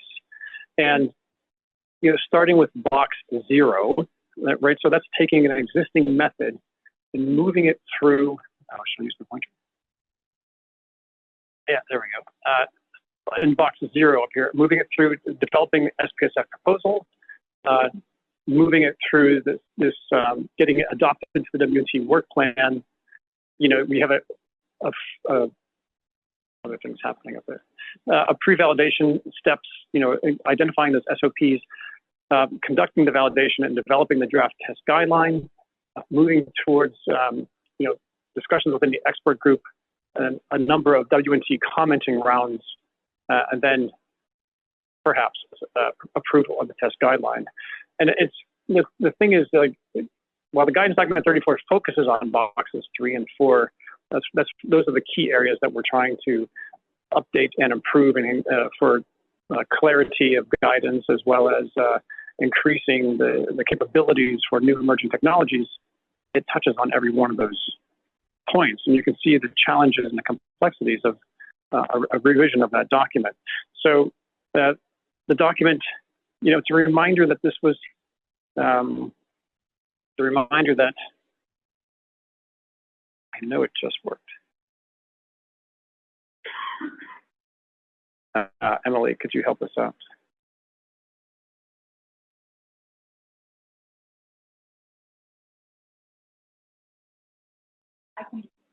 change slides for you. Try now. Yeah, next slide. Oh. Why don't you try it real fast? Okay. All right, thanks. All right, so it's just a reminder, the document is 20 years old, right? So if you're thinking of perspective, like we didn't have iPhones at the time, and many of the in vitro, in chemico, in silico methods that we're seeing today were not really envisioned during the drafting of this document. And so taking that perspective and then looking forward is what we're trying to incorporate as we revise guidance document 34. As we look at guidance document 34, these are the processes that are described within the document. What's interesting is if you look at, starting with this snake of a process here, these first three boxes, these first three blue boxes, that's the step 0 box that we had on the previous slide, right? So those technically aren't included, but yet as you develop a process, a method, and introduce it into this process, right, these are things that you should really start thinking about. And so revising guidance document 34, how do we make it more efficient without compromising confidence? And so what we have done, this is one of those, is we've, through discussions with the national coordinators and our project team, have developed a number of, well, I guess you can say we collectively have compiled a number of things where we want to improve or update guidance document 34. How can we challenge each one of these steps, or even add a step or remove a step? Like, what should interlaboratory transferability studies really look like? What should be considered in the final step on utility of the method for regulatory decision making? How can we make this process more practical? And so looking at where do you begin? And so what we have done is we had a meeting last fall and identified the top priorities for the revision. And so just walking through these, so it's, one of the first ones we identified is developing guidance for validation of defined approaches and those building blocks that lead into a defined approach, including more practical guidance. It seemed like there were gaps in the guidance, or maybe not detailed enough, and so there are many interpretations. How do you define the concept of technical validation? We've learned that things can be defined and different approaches to that. Defining assessment of relevance beyond accuracy. Developing guidance for validation of new technologies. Looking at transferability and between laboratory reproducibility, right? So as a dream trial with 3 or more laboratories testing a large set of chemicals, is this always necessary? And then finally addressing emerging technologies, especially those that may be challenging the transfer between laboratories, and determining whether that there's a path for that to test guideline development. More specifically on defined approaches, we're defining that path or what should be the path for methods that are intended to be utilized in a defined approach. So where defined approaches are developed, up front as a comprehensive or group of methods that are composing it, or later when you're looking at some methods that are available to compose it that have already been validated. And what would that require as far as a review? What type of documentation? So these are some of the steps in the process that we're trying to define when we're talking about provide more guidance. And so one, the additional slide on defined approaches to consider is, it's like, what is the assessment of readiness and the technical characterization of each information source? And how does that translate into a defined assessment? So it's defined approach assessment. So again, like we're starting to think about, a number of methods that are included in a defined approach, or if you're selecting previously validated methods, like how are you defining, or how are you evaluating or characterizing those information source? What's that protocol that needs to occur, or transferability studies to facilitate method standardization, looking at the performance of those methods, and then transferability of the data interpretation procedures. Like, in other words, how can we look at defined approach and that need for transferability?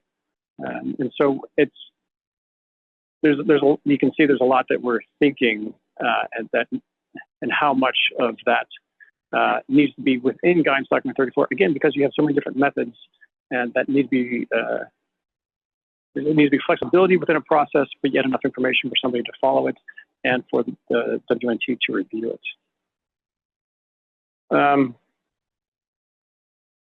I told you I would revisit this. So, last year for the WNT, there was an announcement that called for the mobilization of resources to accelerate the pace of new emerging technologies.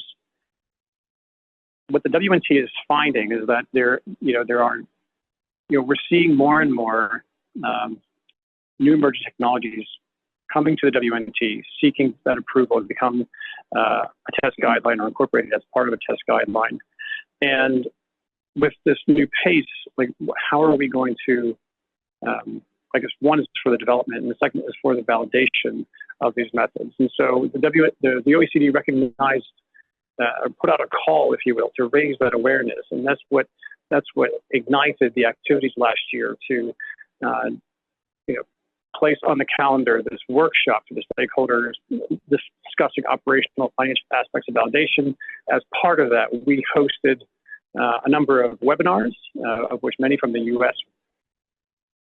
Gave the presentations for those webinars, and we evaluated 12 different case studies on validations from across the community, and with an intention to leverage that expertise. So there was a lot of learned lessons that came out of that workshop, as well as next steps on things the WNT could consider to improve that process, and even globally, how to share information both on research and resources that are available and accessible for others to leverage, and a whole to help that, how to promote, that new emerging technology development, and how to promote, here are some of the barriers and the lessons learned that we're using to overcome barriers for funding.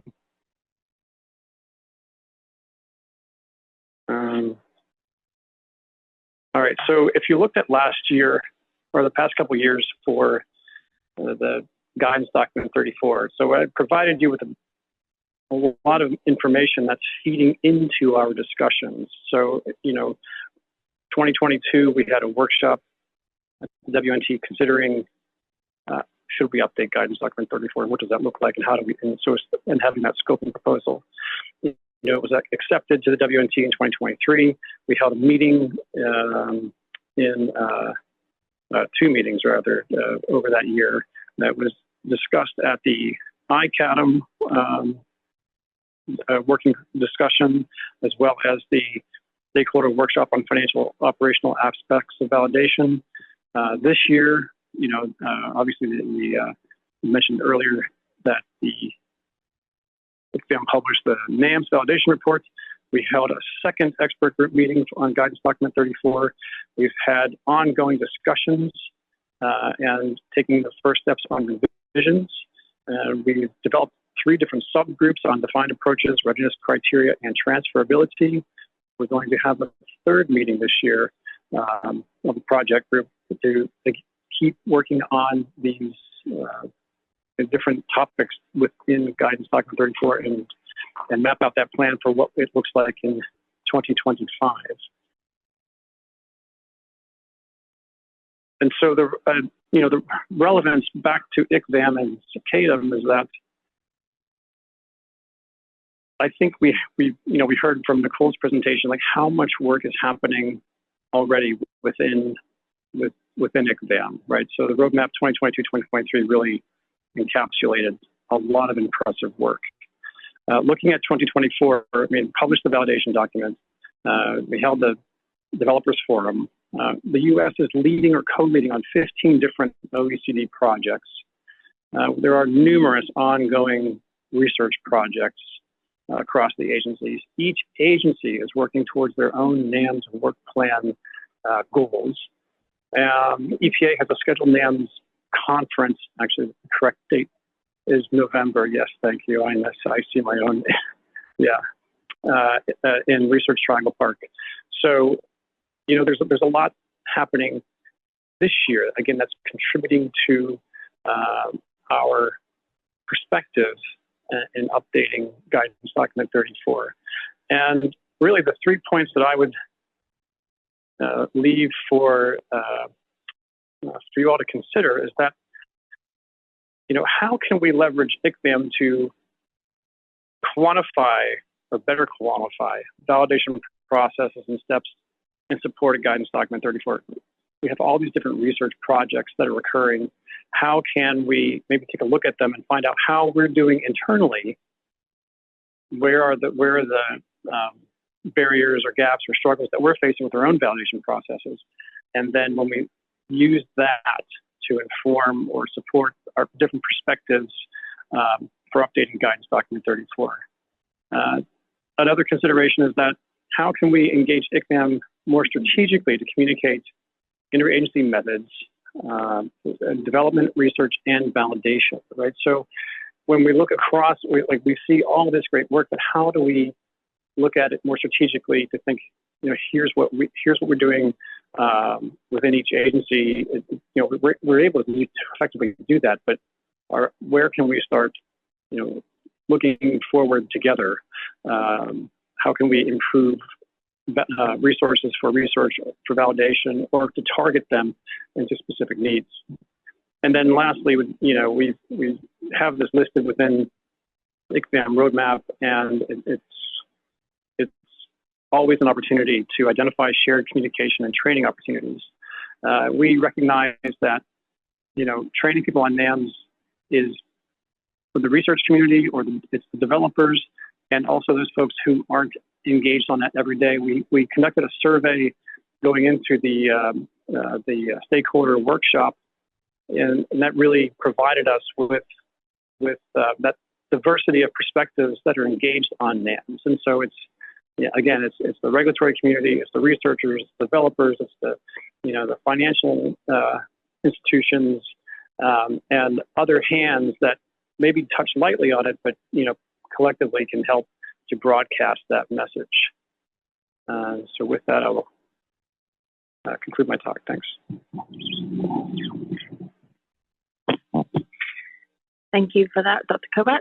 And I would like to open it up to clarifying questions. Remember, for the CATA members, that we will be holding all of our discussions till the end of this section, which will be this afternoon. Does not look like we have. Oh, okay, Misty. Dr. Ushio. Hi, thank you for the presentation. And if this isn't a clarifying question, you can just tell me to ask it later. But could you maybe comment a little more or clarify a little more on the stakeholders and sort of what the sort of success metrics are, and do you find them wildly different, which makes it harder to sort of just decide what direction to go in? But just in terms of the stakeholders, just curious about the mix between research, regulatory, but public and private, because sort of like the private sector versus sort of like institutional research, kind of what the difference is and like what the makeup was of it. I'm sorry, I only grasped parts of your question. What was when you mentioned stakeholder and stakeholder survey, what were the pools of different people that were commenting on that? Yeah, okay. So that was a survey that was conducted by the WNT. Each national coordinator sent that survey out to their different country representatives. So that would be within their regulatory agency. I mean, we were trying to identify, the developers and financial institutions or funding sources, I should say. And so we were, even when you're doing that, you have a bit of the research community, you have the developers, you had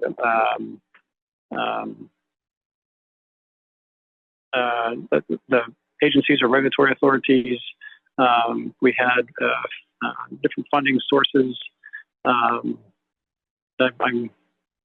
blanking. There are about between 5 and 10 groups that we identified.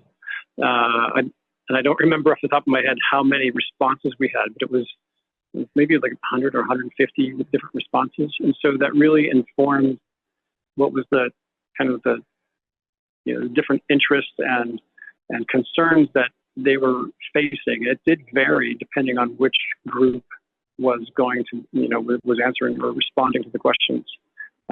We didn't, look at that as a way to, quantitatively, I would say. It was really just informing us as we're establishing the agenda of what questions we were going to ask and maybe how to engage or facilitate some of those discussions. So I think you asked a very good question on, what are some of the metrics? So the WNT has a number of action items that we are conducting as an outcome of that. So some of those were qualitative, where it's developing a good practice guide. That was one of the things we really wanted to get out of that workshop was what are the lessons learned of the good practices that can be shared across the operational and financial sides of validation. How can we promote different method readiness tools or make different resources better known and accessible? That was one thing. I would say definitely for the EU, where they were looking at ways to share or broadcast. Like there are different financial resources available that researchers or developers could tap into, or even for validation. And then I think there was a way. How can they establish more forums to promote different opportunities, right? So I mean, all these were nice ideas, but we don't have strong metrics that you're suggesting. But that's something that we could look at where we have, I think, a little bit more, I wouldn't say authority, but at least more connection here in the U.S., right? So that's something that, as we're looking at our own suggestions on how we can move forward, it's, looking at our own validation processes and how are we doing, right? How are we doing within the U.S. that can inform or have suggestions for the EU or even for guidance document 34. Yeah. I'll just add a couple of additional thoughts in response to your clarifying question. Everything that Charles said, I support and agree with. And when we looked at the results of that OECD survey, which really was targeted towards method developers and validation bodies and people who have real hands-on experience with validation, to kind of identify some of those pain points around the operational and financial aspects of validation. We got a diversity of responses, but there were some very clear themes that emerged, one of which was practical impediments to validation, things like cell sourcing, reagent sourcing, availability of various technology platforms across different regions and across different labs, the ability to even know what alternative methods are available and have been developed for various endpoints, and then in conjunction with that, what agencies will consider them or will accept them for what types of chemistries or what types of products. Then there was another sort of theme that emerged around the financial aspect of validation, and to put it bluntly, the lack of funding in the space of validation, because it's a little bit of a catch-22. The people who are the most motivated to fund validation studies are the method developers themselves. I think everyone across the scientific and regulatory community agrees for the need for independent validation. But that has to be funded from somewhere. And so these are issues that the WNT and the national coordinators are trying to discuss and tackle and come up with strategies to address from a global perspective, but also that have really informed a lot of the efforts that ICFAM and NICEDM have undertaken over the last year or two to try and address both the practical side, and we can't do much ourselves on the financial side, but you'll hear from like the Common Fund folks later and the FNIH on efforts on the complementary program and the validation and qualification network. That's a really, really critical piece of that. So I think that there are, really tremendous efforts underway, but they can certainly be expanded and coordinated better globally.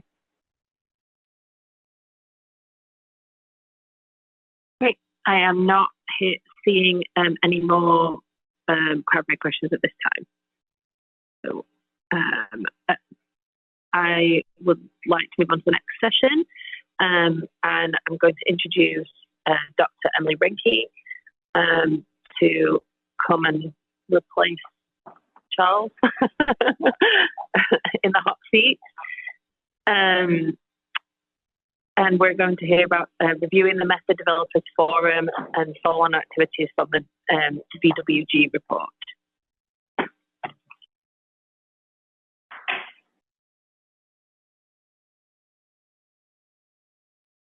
Wait, thank you, Dr. Page. I'll wait for Stephen to get the slides up. That's not mine.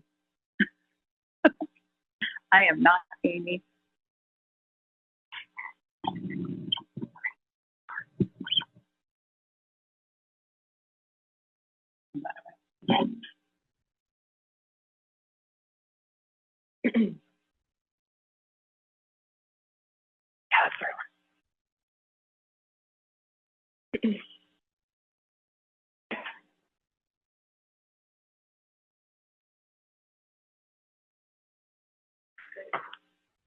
Yeah, Stephen, if you click the More button.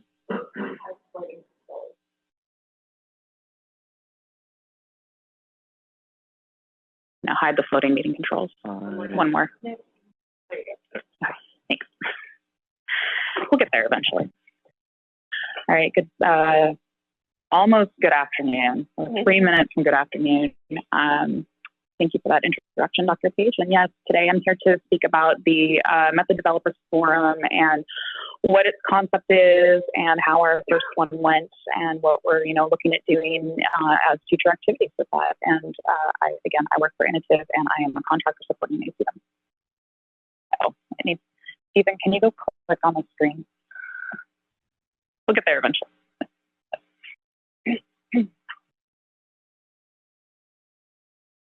Just click anywhere on the screen. There we go. Thanks.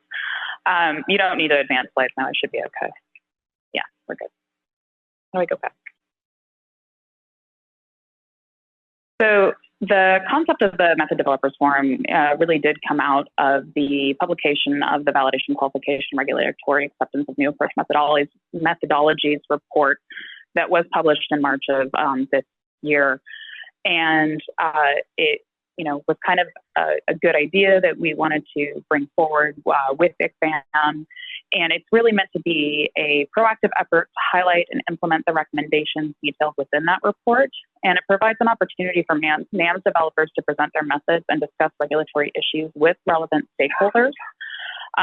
Right now, we are anticipating holding about 3 MDFs per year. That could be plus or minus any number at this point, but we are trying to hopefully speed up the process a little bit.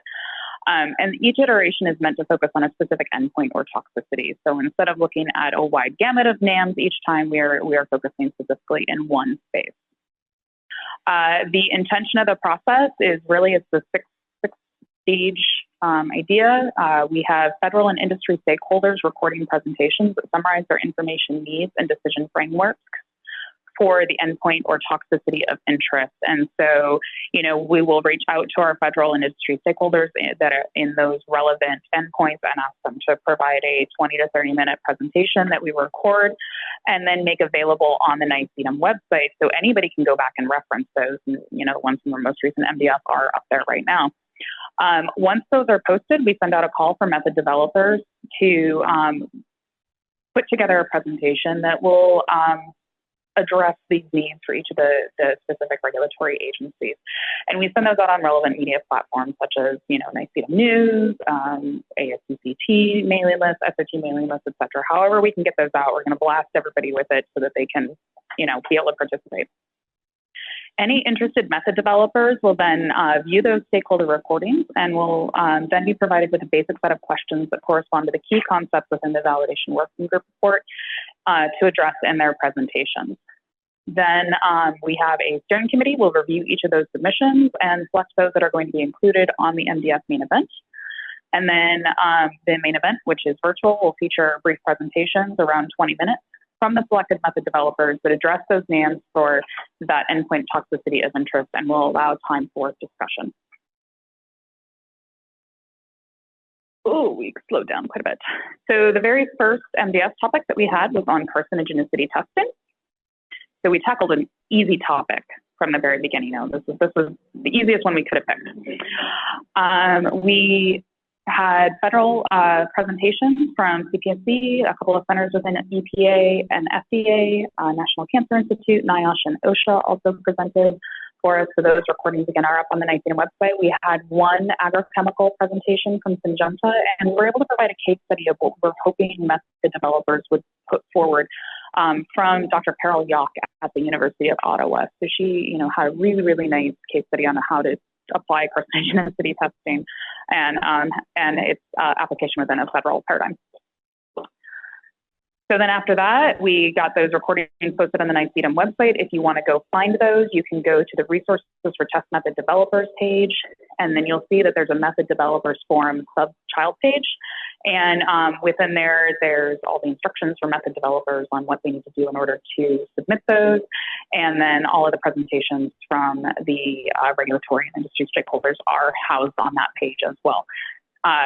Eventually, I would imagine that there will be more child pages within the Method Developers Forum as we get to the different endpoints. We will then put a call for method developer presentations out on the relevant media platforms. So again, we went out through NICEADM News, the ASCCT mailing list, SOT, etc., LinkedIn, friends, family, however, we really got it out as much as we possibly could to have people participate. Then again, as we said, each of the participating method developers were asked to view those recordings and answer.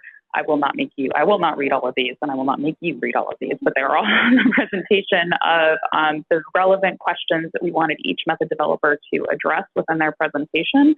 This was not a light undertaking. We recognize that from the method developers. There was quite a bit of information that we were asking for them to provide to us. But again, they each adhere to the different concepts within that validation document that was published earlier this year. So we had method description. Can you please provide that relevant description? Context of use. Again, how do you envision that this is supposed to be used? What is the biological relevance of that test method? And technical characterization, has been characterized. What are we looking at? So where do you see variability in there? How robust is it, et cetera? For the carcinogenicity MDF, we had topics such as error-corrected genome sequencing for clonal expansion, genotoxicity and mode of action, whole genome transcriptomics method for carcinogenicity testing, cell proliferation and clonal expansion of cancer driver mutants, next generation and human relevant carcinogenicity assessments, reporting framework, an assay panel for test agent prioritization, and then some additional mode of action approaches for cancer safety assessment. So it was a really broad spectrum of what we received for presentations. These were the titles of the 10 different presentations that we had across 2 different days. So, 5 each day, again, targeting that 20 to 30 minutes per presentation. And you can see we have a very wide spectrum of people who presented. We had industry, we had academia, we actually had some federal government. And it was really nice to kind of have, again, that broad spectrum of those different applications. So our main event was August 21st and August 22nd, again, across those 2 days with a total of 10 presentations.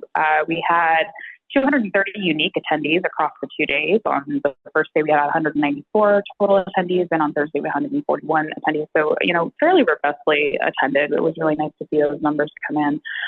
Both those sessions have been recorded, and I believe they have been posted to the MDF website at this point, but if not, they will be there soon. Obviously, with anything that you're trying to do the very first time, there's going to be some lessons learned. It definitely took us a little bit longer to put this together than we were anticipating. One of the main reasons is we always forget about how long it can take to clear presentations and to get those recorded. You think maybe it'll take 10 minutes. No, it doesn't. It takes longer than you think it does. And so in trying to get all of those presentations recorded and made 508 compliant and posted, it took a little bit longer than we thought it would. We really would like to increase engagement from the industry in free regulated space. We only had that one Syngenta presentation, and we really would have liked to have had some more. So, we're hoping to bolster that as we move forward. We'd like to provide more opportunities for follow-up and discussion, both in the forum and afterwards. I know that was addressed as one of the comments earlier, is trying to have some of that follow-on. And we'd really like to have it go both directions between the method developers and the end users. And we're not just saying the end users are regulatory only, we're also considering industry as end users as well, because they are the ones that have to be willing to adopt the use of a method additionally. We'd like to find ways to try and prioritize methods that are closer to ready, and what that definition of ready is kind of depends on the date that we're discussing. But is it something that's almost in the validation pipeline? Is it almost finished with validation? Is it trying to bring those that are definitely ready to move to the next level as opposed to very early in that development process? Providing clear evaluation criteria for the method developers to follow in developing their proposals is definitely crucial, and it helps the steering committee come to consensus on acceptance. And I will emphasize that acceptance for presentation was built on a consensus, not on a majority. So but trying to provide that really clear idea of what it is that we're looking for from method developers, so that when they come to the presentation, they're really answering the questions that we want to see.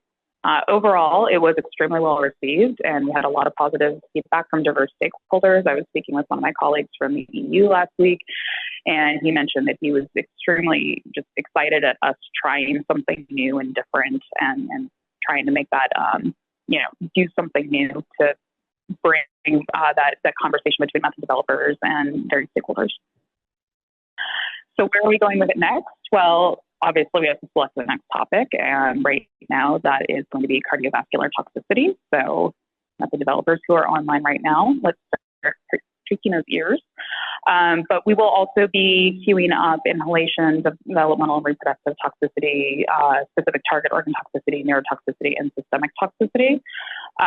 We are also going to be asking our federal regulatory agency input presenters to go ahead and start thinking about all of these topics, so we can get those queued up for future MDS, again, to start trying to move this along at a slightly faster pace than once every 6 to 9 months. And we'd like to see about maybe expanding it to other regions. So can we use this template for ICAD and partners to have similar events in their own regulatory agency space? Can we look at how we can incorporate this with harmonization and coordination into the OECD pipeline? And then thinking about possibly putting forward a World Congress 13 session, since WC 13 is next year. It's kind of ideal timing to think about putting that together. So with that, I have to acknowledge the MDS steering committee, who you can see over here on the left, made up of both regulatory and interested parties. The NICEDM support team for Inotiv, particularly Amber Daniel, who, when we think of Herculean efforts, she had a Herculean effort to put this together, just in coordinating timelines and people and all of that. So again, thank you to Amber for that. And then, of course, we also have to very much thank our NIEHS AV support, contract support, Paris, Nathan, Chris, and John, who also, if we had not had them, we would not have been able to do this. So with that, I will take any clarifying questions. Thank you, Dr. Rinke. And while we're waiting for the raise hand feature to be populated, I am going to jump in and ask, will the forum be open to all, or is it invite only? I wasn't really clear on how you get to be invited to participate in the discussion. So any interested developer is welcome to participate in the forum. We put out that public call, and they are welcome to submit a presentation that answers the questions that we have put forward. So we kind of provided a basic template for them to apply their responses to.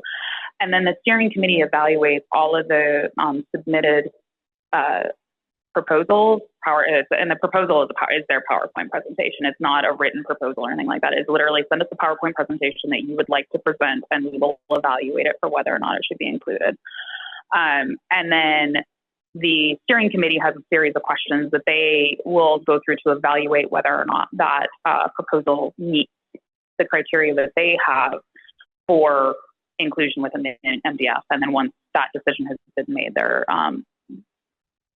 notified that they're participating, and we make sure that we set it up so that they know exactly, you know, when they submit, these are the days that it's happening on, so that they can make time. Okay, clarifying questions only at this time. Dr. Marty?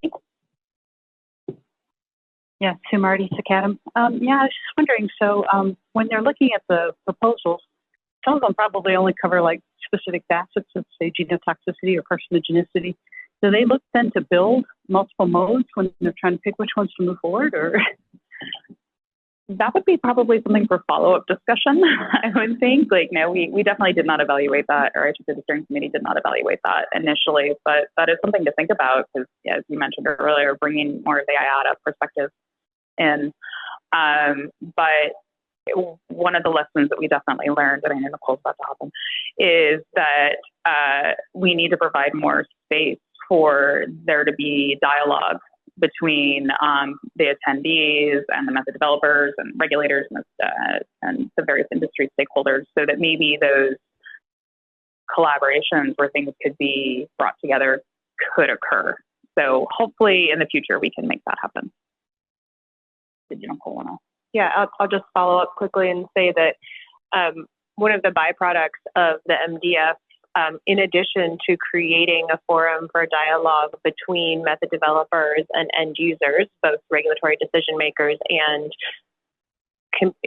collaborators in industry and in academia, another aspect of it was actually to provide a forum for dialogue and increased awareness among method developers. And we saw that sort of organically emerge over the 2 days of the inaugural MDF, where some of the kind of most insightful and interesting questions that were being asked of method developers were from other method developers. And you could sort of see the gears turning and the light bulbs going off of, oh, well, actually, if we teamed up, maybe we could provide a more comprehensive coverage of the relevant biology to be able to assess compounds for carcinogenicity. So I was excited to see that emerge in that space as well.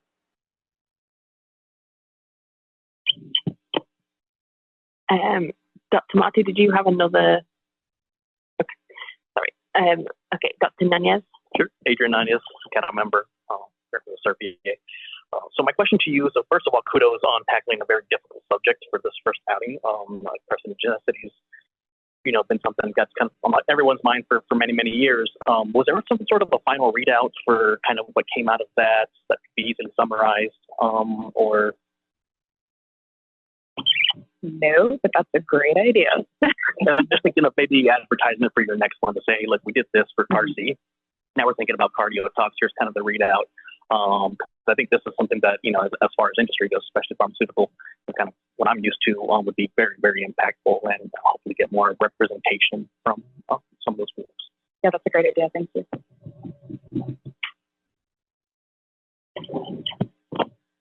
Okay. It doesn't look like we have any more clarifying questions, so we are going to move on to the next talk. And I would like to take this opportunity to introduce Dr. Amy Kuppinger, and she is going to walk us through the presentation on in vitro inhalation toxicity, a case study in building confidence in new methods.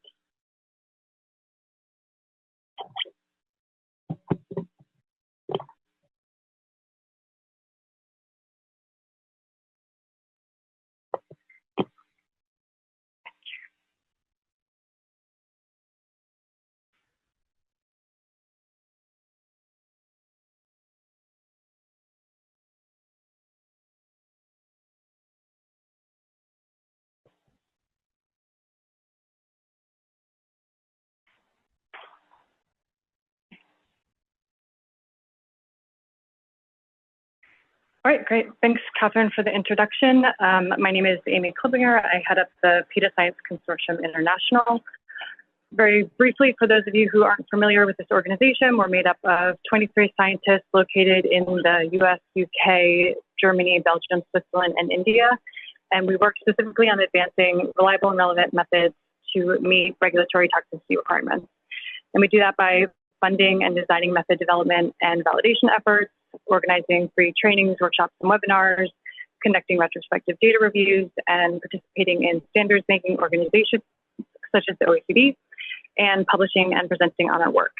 And importantly, in everything that we do, we work really collaboratively because we want to make sure that the methods we are advancing are going to be of interest for uptake by regulatory agencies and industry. So today I'm going to talk about a case study of developing and gaining confidence in a new method. This presentation could have picked any method, but the one I selected for today is an in vitro approach for assessing portal of entry effects of chemicals exposed as liquids to a reconstructed human respiratory epithelial tissue model. And as you'll see in this talk, it's very much a work in progress. The ultimate goal is to kind of cue into the process that Charles spoke about 2 talks ago. So getting this to the level of a proposal to the OECD in a year, hopefully. So I'll start with some brief introduction, then talk about the literature review that we conducted, and then how we're evaluating scientific confidence in this method. So I won't say a lot about inhalation toxicity because, again, it's more about the process than about the specific method. But what I will say is that there are differences in the respiratory tracts of rats and humans that mean that rats can't always perfectly predict human effects. We published a paper earlier this year. I've referenced it at the bottom of the screen there on some of these differences in anatomy and physiology and their potential impacts on toxicity results. If you're interested in more of that background, you can take a look. But the important piece of this is that this has led to a lot of interest and investment in the development of non-animal approaches to assess inhalation toxicity and using human cells and methods grounded in human biology. There are a number of in chemical, in vitro, and ex vivo methods that exist today that can be used. I've shown just a few of the in vitro methods here on the screen. They range in complexity and physiological relevance from your simpler monoculture or co-culture models to reconstructed epithelial tissues, precision cut lung slices, and microphysiological systems. The most complex system is not always the best system. It depends on the purpose of your study and the question that you're trying to answer. So I'll dig in now to this literature review that we conducted. We conducted a literature review to identify chemicals that have been tested in vitro or ex vivo and that have corresponding in vivo data, and also to pull out the study designs used in that testing. And then we use that information to inform a list of potential reference chemicals as well as a testing protocol. And together, this information is intended to understand what's been done, what still needs to be done to gain confidence in this testing approach, including additional testing that will need to be conducted. So the platform that we used for our literature review is called SysRev. It's from the company Insilica, and I was thrilled when I saw Tom walk in the door because if there's any questions about SysRev, they're going to go to Tom and not me. SysRev is a web-based platform used to conduct reproducible, transparent, and thorough searches of the literature. In our case, we focus just on PubMed. And shown here is the search query that we used. It was intentionally overly broad. One, because we didn't want to miss any potentially useful publications, and also because we and others are working on a lot of different projects in the inhalation tox space, and some of the work that and the information in the papers that won't be useful for this project that I'm going to talk about today will be useful for other projects. So this was just an opportunity to pull them all together in one step. So as you can see, we've looked for anything falling under in vitro or ex vivo testing and inhalation toxicity or any of the similar phrasing, respiratory tox and so forth. And then we also, in the second part of the search here, looked at some of the trademark names for these reconstructed human tissue models, just in case they weren't picked up by the in vitro search. And when we did this, we ended up with just over 1,000 articles, which the team was not happy to see. Well, we were a little bit happy to see, but also it was a lot of work. So luckily we had the SysRev auto labeler, and we used that alongside a human review to look at the abstract and title of all 1,081 of the articles. And we applied specific exclusion criteria. So for this project, we removed any articles without any underlying data, papers without any in vitro or ex vivo data, papers only testing solid aerosols and particles, and articles without any cellular toxicity information. So for example, there were some papers on viral load or drug transport studies. We weren't interested in those today.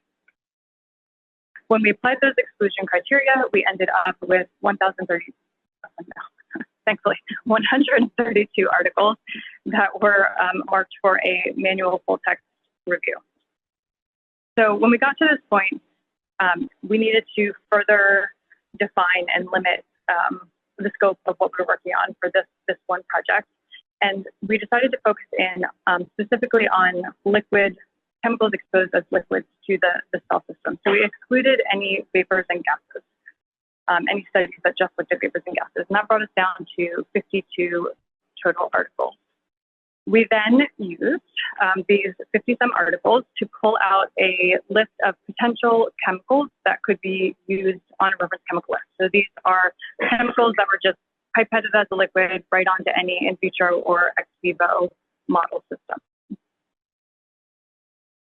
Okay, so I'll speak for a minute to the two reference chemicals. So as most of us know, reference chemicals are used to establish the validity of a method, and they give known consistent results. It's worth pointing out that reference chemicals are different from proficiency chemicals, which are defined as the chemicals that perhaps a naive lab would use in showing they are proficient with a valid method. So the proficiency chemicals are sort of a step after the reference chemicals, and they might be a subset of the reference chemicals. But when looking at coming up with a list of reference chemicals, there's a number of considerations. First would be coverage of the range of responses to be predicted, so covering a range of severity, the availability of high quality data, ease of procurement, so ideally they would be commercially available and not prohibitively expensive to acquire, store, or dispose. Ideally, we're looking for coverage of the full applicability domain, meaning representation across the types of substances for which the method will be used. So for example, are you interested only in single chemicals, or are you thinking about mixtures as well? They also need to produce reproducible responses. And when possible, chemicals that produce borderline results, for example, right near the cutoff value of 2 GHS categories, should be avoided whenever possible. And any good reference chemical list is always going to include the incorporation of expert feedback. So the first question we had, and most people have when working through this process, is, well, how many reference chemicals do we need? And of course, the answer to that is, it depends. So the number of reference chemicals can depend depending on the method. And some of the factors that might contribute to the number of reference chemicals you're interested in could be the range of responses to be predicted. So for example, if you're looking at a method that just predicts a binary outcome, a yes, no, 2-bucket, that might need fewer reference chemicals than if you're trying to differentiate between 5 different GHS categories. Also, practically speaking, you may be limited by the availability of data. If there aren't a lot of chemicals that produce consistent known responses, your list might not be as long as if you have more of these types of chemicals. So based on the criteria that are outlined on the previous slide, and then those 259 chemicals that we identified in the literature review, we curated a draft reference chemical list to be used in this work, and that is getting ready to be shared with experts for input. A number of you in this room are already on my list to review this reference chemical list. Like it or not, you're on there. But please don't hesitate to reach out to me if you'd like to be involved in this process. Absolutely, the more the merrier. We want as much feedback as possible. So please do reach out if you don't hear from me first. This is a simplified version of kind of this gigantic spreadsheet where we collected data from all of those 52 articles that we reviewed. So it basically has chemical name, CAS number, concentration, chemical class, and GHS classification for acute inhalation tox. Okay, so switching gears now to the testing protocol, I'll go back to this slide that I showed previously. In addition to the reference chemical list, we also used those 52 articles to pull relevant study designs. So we identified 20 articles with study designs that were relevant for what we wanted to focus on for this project. And this was another point where we further narrowed and defined the scope.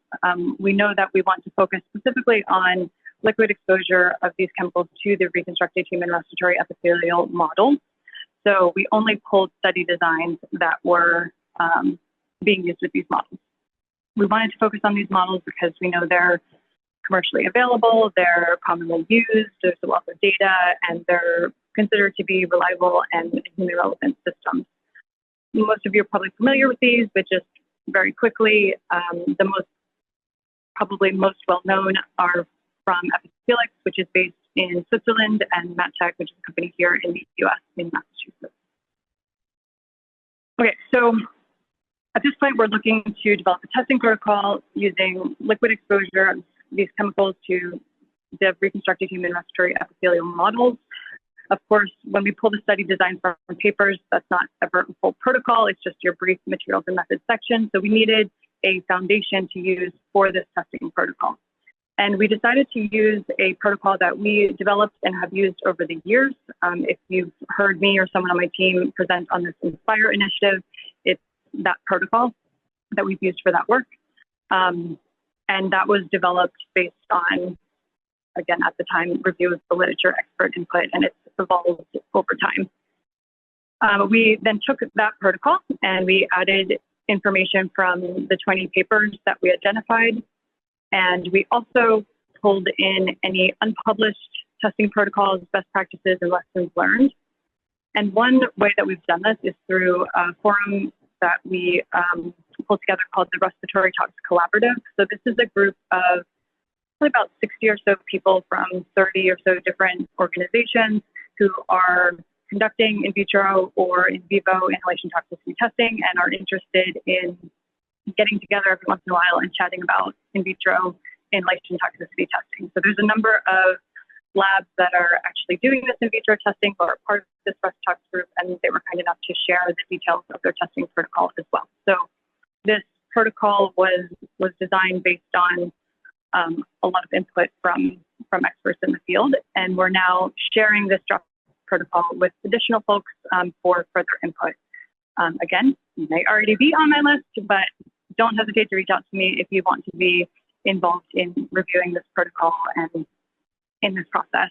We really think that the best way forward is to get feedback early and often, because we're trying to take this to the international level, to an OECD protocol. So we better show up with a really strong protocol, or we're not going to get too far. So always appreciative of input. All right, so I've talked so far about the literature review that we conducted, how we use that to see what's been done, what still needs to be done to inform the reference chemical list and the testing protocol. What I haven't talked about yet, but it's a really important piece of this puzzle, is how we will evaluate scientific confidence in the approach. Everyone is now familiar with one, if not both, of these frameworks, and these are the frameworks that we'll use to establish scientific confidence in our approach. So the frameworks are based on human biological relevance, technical characterization, fitness for purpose or context of use, data integrity and transparency, and independent review. And you can see these are two different publications, the one from ICFAM that came out earlier this year that was already mentioned here today, and the other 2022 publication that was a collaborative effort between my organization, ICFAM, NICEDM, the OECD, the US EPA, and US Consumer Product Safety Commission. So over the next year, a really important part of what we will be doing is showing how we have kind of checked all the boxes for each of these frameworks and making sure we're getting that information out transparently so people can see what the method is useful for and also what its limitations are. So we'll need to, for example, define the applicability domain and see what the method can be used for and what it's not for. Okay, so talk today about the process for advancing a new method, in this case, a method for assessing portal of entry effects of chemicals exposed as liquids to the reconstructed human respiratory epithelial models.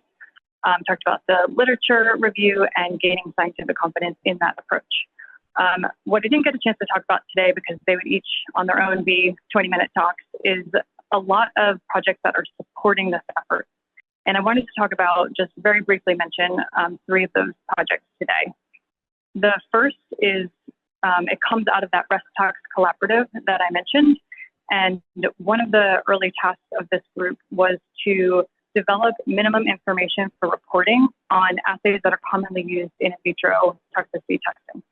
So we started with the TIER assay, and this is a publication that was just accepted last week. It has, I think, 23 different co-authoring organizations on it. And basically the goal of this was, we know TIER is very commonly conducted. We know people are doing things a little bit differently. So what is the information that we need to know and what differences might impact the results? And then therefore, can we or how can we compare data across labs? Another project that we're really excited about is some further characterization of metabolic capabilities of these respiratory tissue models. A lot of this work has already been done, but we're doing some really detailed RNA sequencing of starting with the mucil air tissues of different respiratory tract regions. So we're looking at the nasal, tracheal, bronchial, and alveolar regions. We just got this huge dump of data that we are carefully sifting through now, but really excited about it. And stay tuned for hearing more about that. We have a presentation on it at SOT, the Society of Toxicology meeting in the spring. And so we're excited to share that as we get that information. And the very last project I'll briefly mention is, as we're moving towards these in vitro methods, we want to make sure they're as good as they can possibly be. So we're working to identify and eliminate or minimize potential sources of variability. And 2 of the key areas that we've pinpointed are the use of animal-derived ingredients in cell culture media and in our antibodies. And so we're working to kind of replace with recombinant versions these antibodies and components like fetal bovine serum that cause an incredible amount of variability in research. So with that, I will wrap up here. I hope that this is giving you some ideas for advancing your method of interest. And I hope that I highlighted the importance of collaboration as well as iterative incorporation of expert feedback. And I think that following this process allows us to meet our shared goal, which is to advance methods that protect human health and trying to do that in a way that's efficient so that we're maintaining pace with updates in science and technology. And I really want to thank the many external collaborators who participated in all of the work that I talked about today, as well as for the scientists on my team who did pretty much all of the work that I talked about today. So thank you to them, and thank you to all of you for listening. I'm happy to take any questions. Thank you. Very exciting case study. Any clarifying questions? I am not seeing any at the moment. Oh, one from Nicole. Thanks. Just a real quick clarifying question. So I was wondering about the rationale for focusing on the liquids and sort of excluding the vapors and gases, given that probably the majority of respiratory toxicants are inhaled toxicants, therefore vapors and gases. And what is the sort of plan? They're parked, they've been pre-screened, obviously. So you have a set of 80 papers where you could still extract that information. Is there a follow-up activity plans to pivot and look at the vapors and gases as well? Yeah, good question. So there's so many pieces to this puzzle, and we can't show up to the OECD saying we've got this one method and we're going to tackle all of inhalation tox. So we wanted to start small with one thing. We picked liquids. We could have picked aerosols. We could have picked any of the above, but we decided to focus on the liquids. There's a lot of data there. It is the simpler, exposure-wise, it's a simpler kind of process. So in cases where liquids can be used, that's great. That won't work for every substance, of course. So this is just a little sliver of the pie, and then there are absolutely plans by us, but others as well in this field to expand that to many other areas. Just to expand on that as well, because liquids also do get inhaled often when there are aerosolized particles, right? So that does cover a huge amount of the data requirements from a regulatory perspective. And selfishly, I feel like it's very important from my perspective. Dr. Marty. This is a really great effort. I just wanted to ask, do you consider the area in the respiratory tract when you think about reference chemicals? Because it seems like some areas would be more sensitive than others, so reference chemical might not be uniformly applicable. So, yes, that will be something that we'll need to think about. So and this is I think the start of a very long conversation over lunch. Yes, we need to focus in. So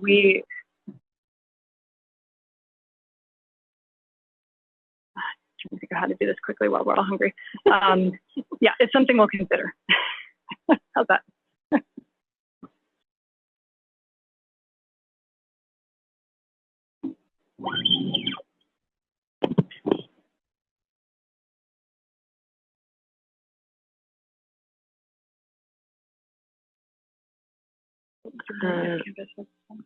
Yeah. Dr. Benan?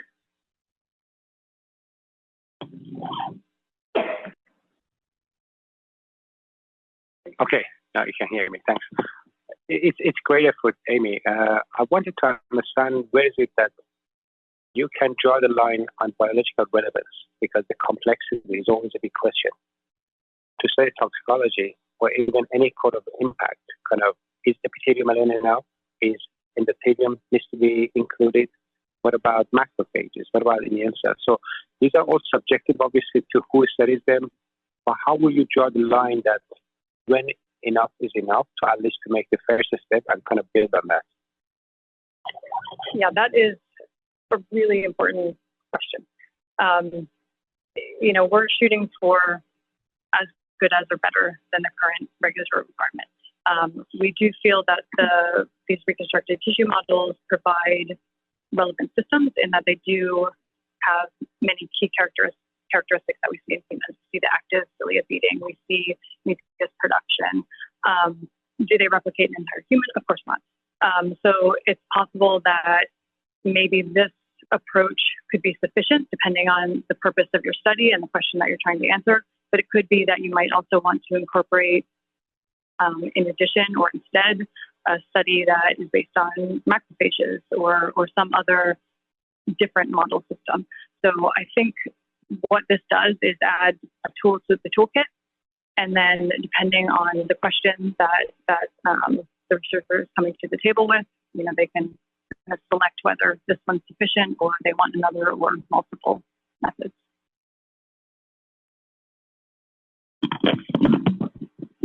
Great. Okay, so there are no more clarifying questions at this time. So with that, we are going to break for lunch for approximately an hour and 3 minutes. We're going to reconvene at 1:40, and we're a little bit ahead of schedule, but I just want to remind everyone to come back into the room like maybe 5 minutes before we start to make sure that we can start promptly at 1:40. Thank you.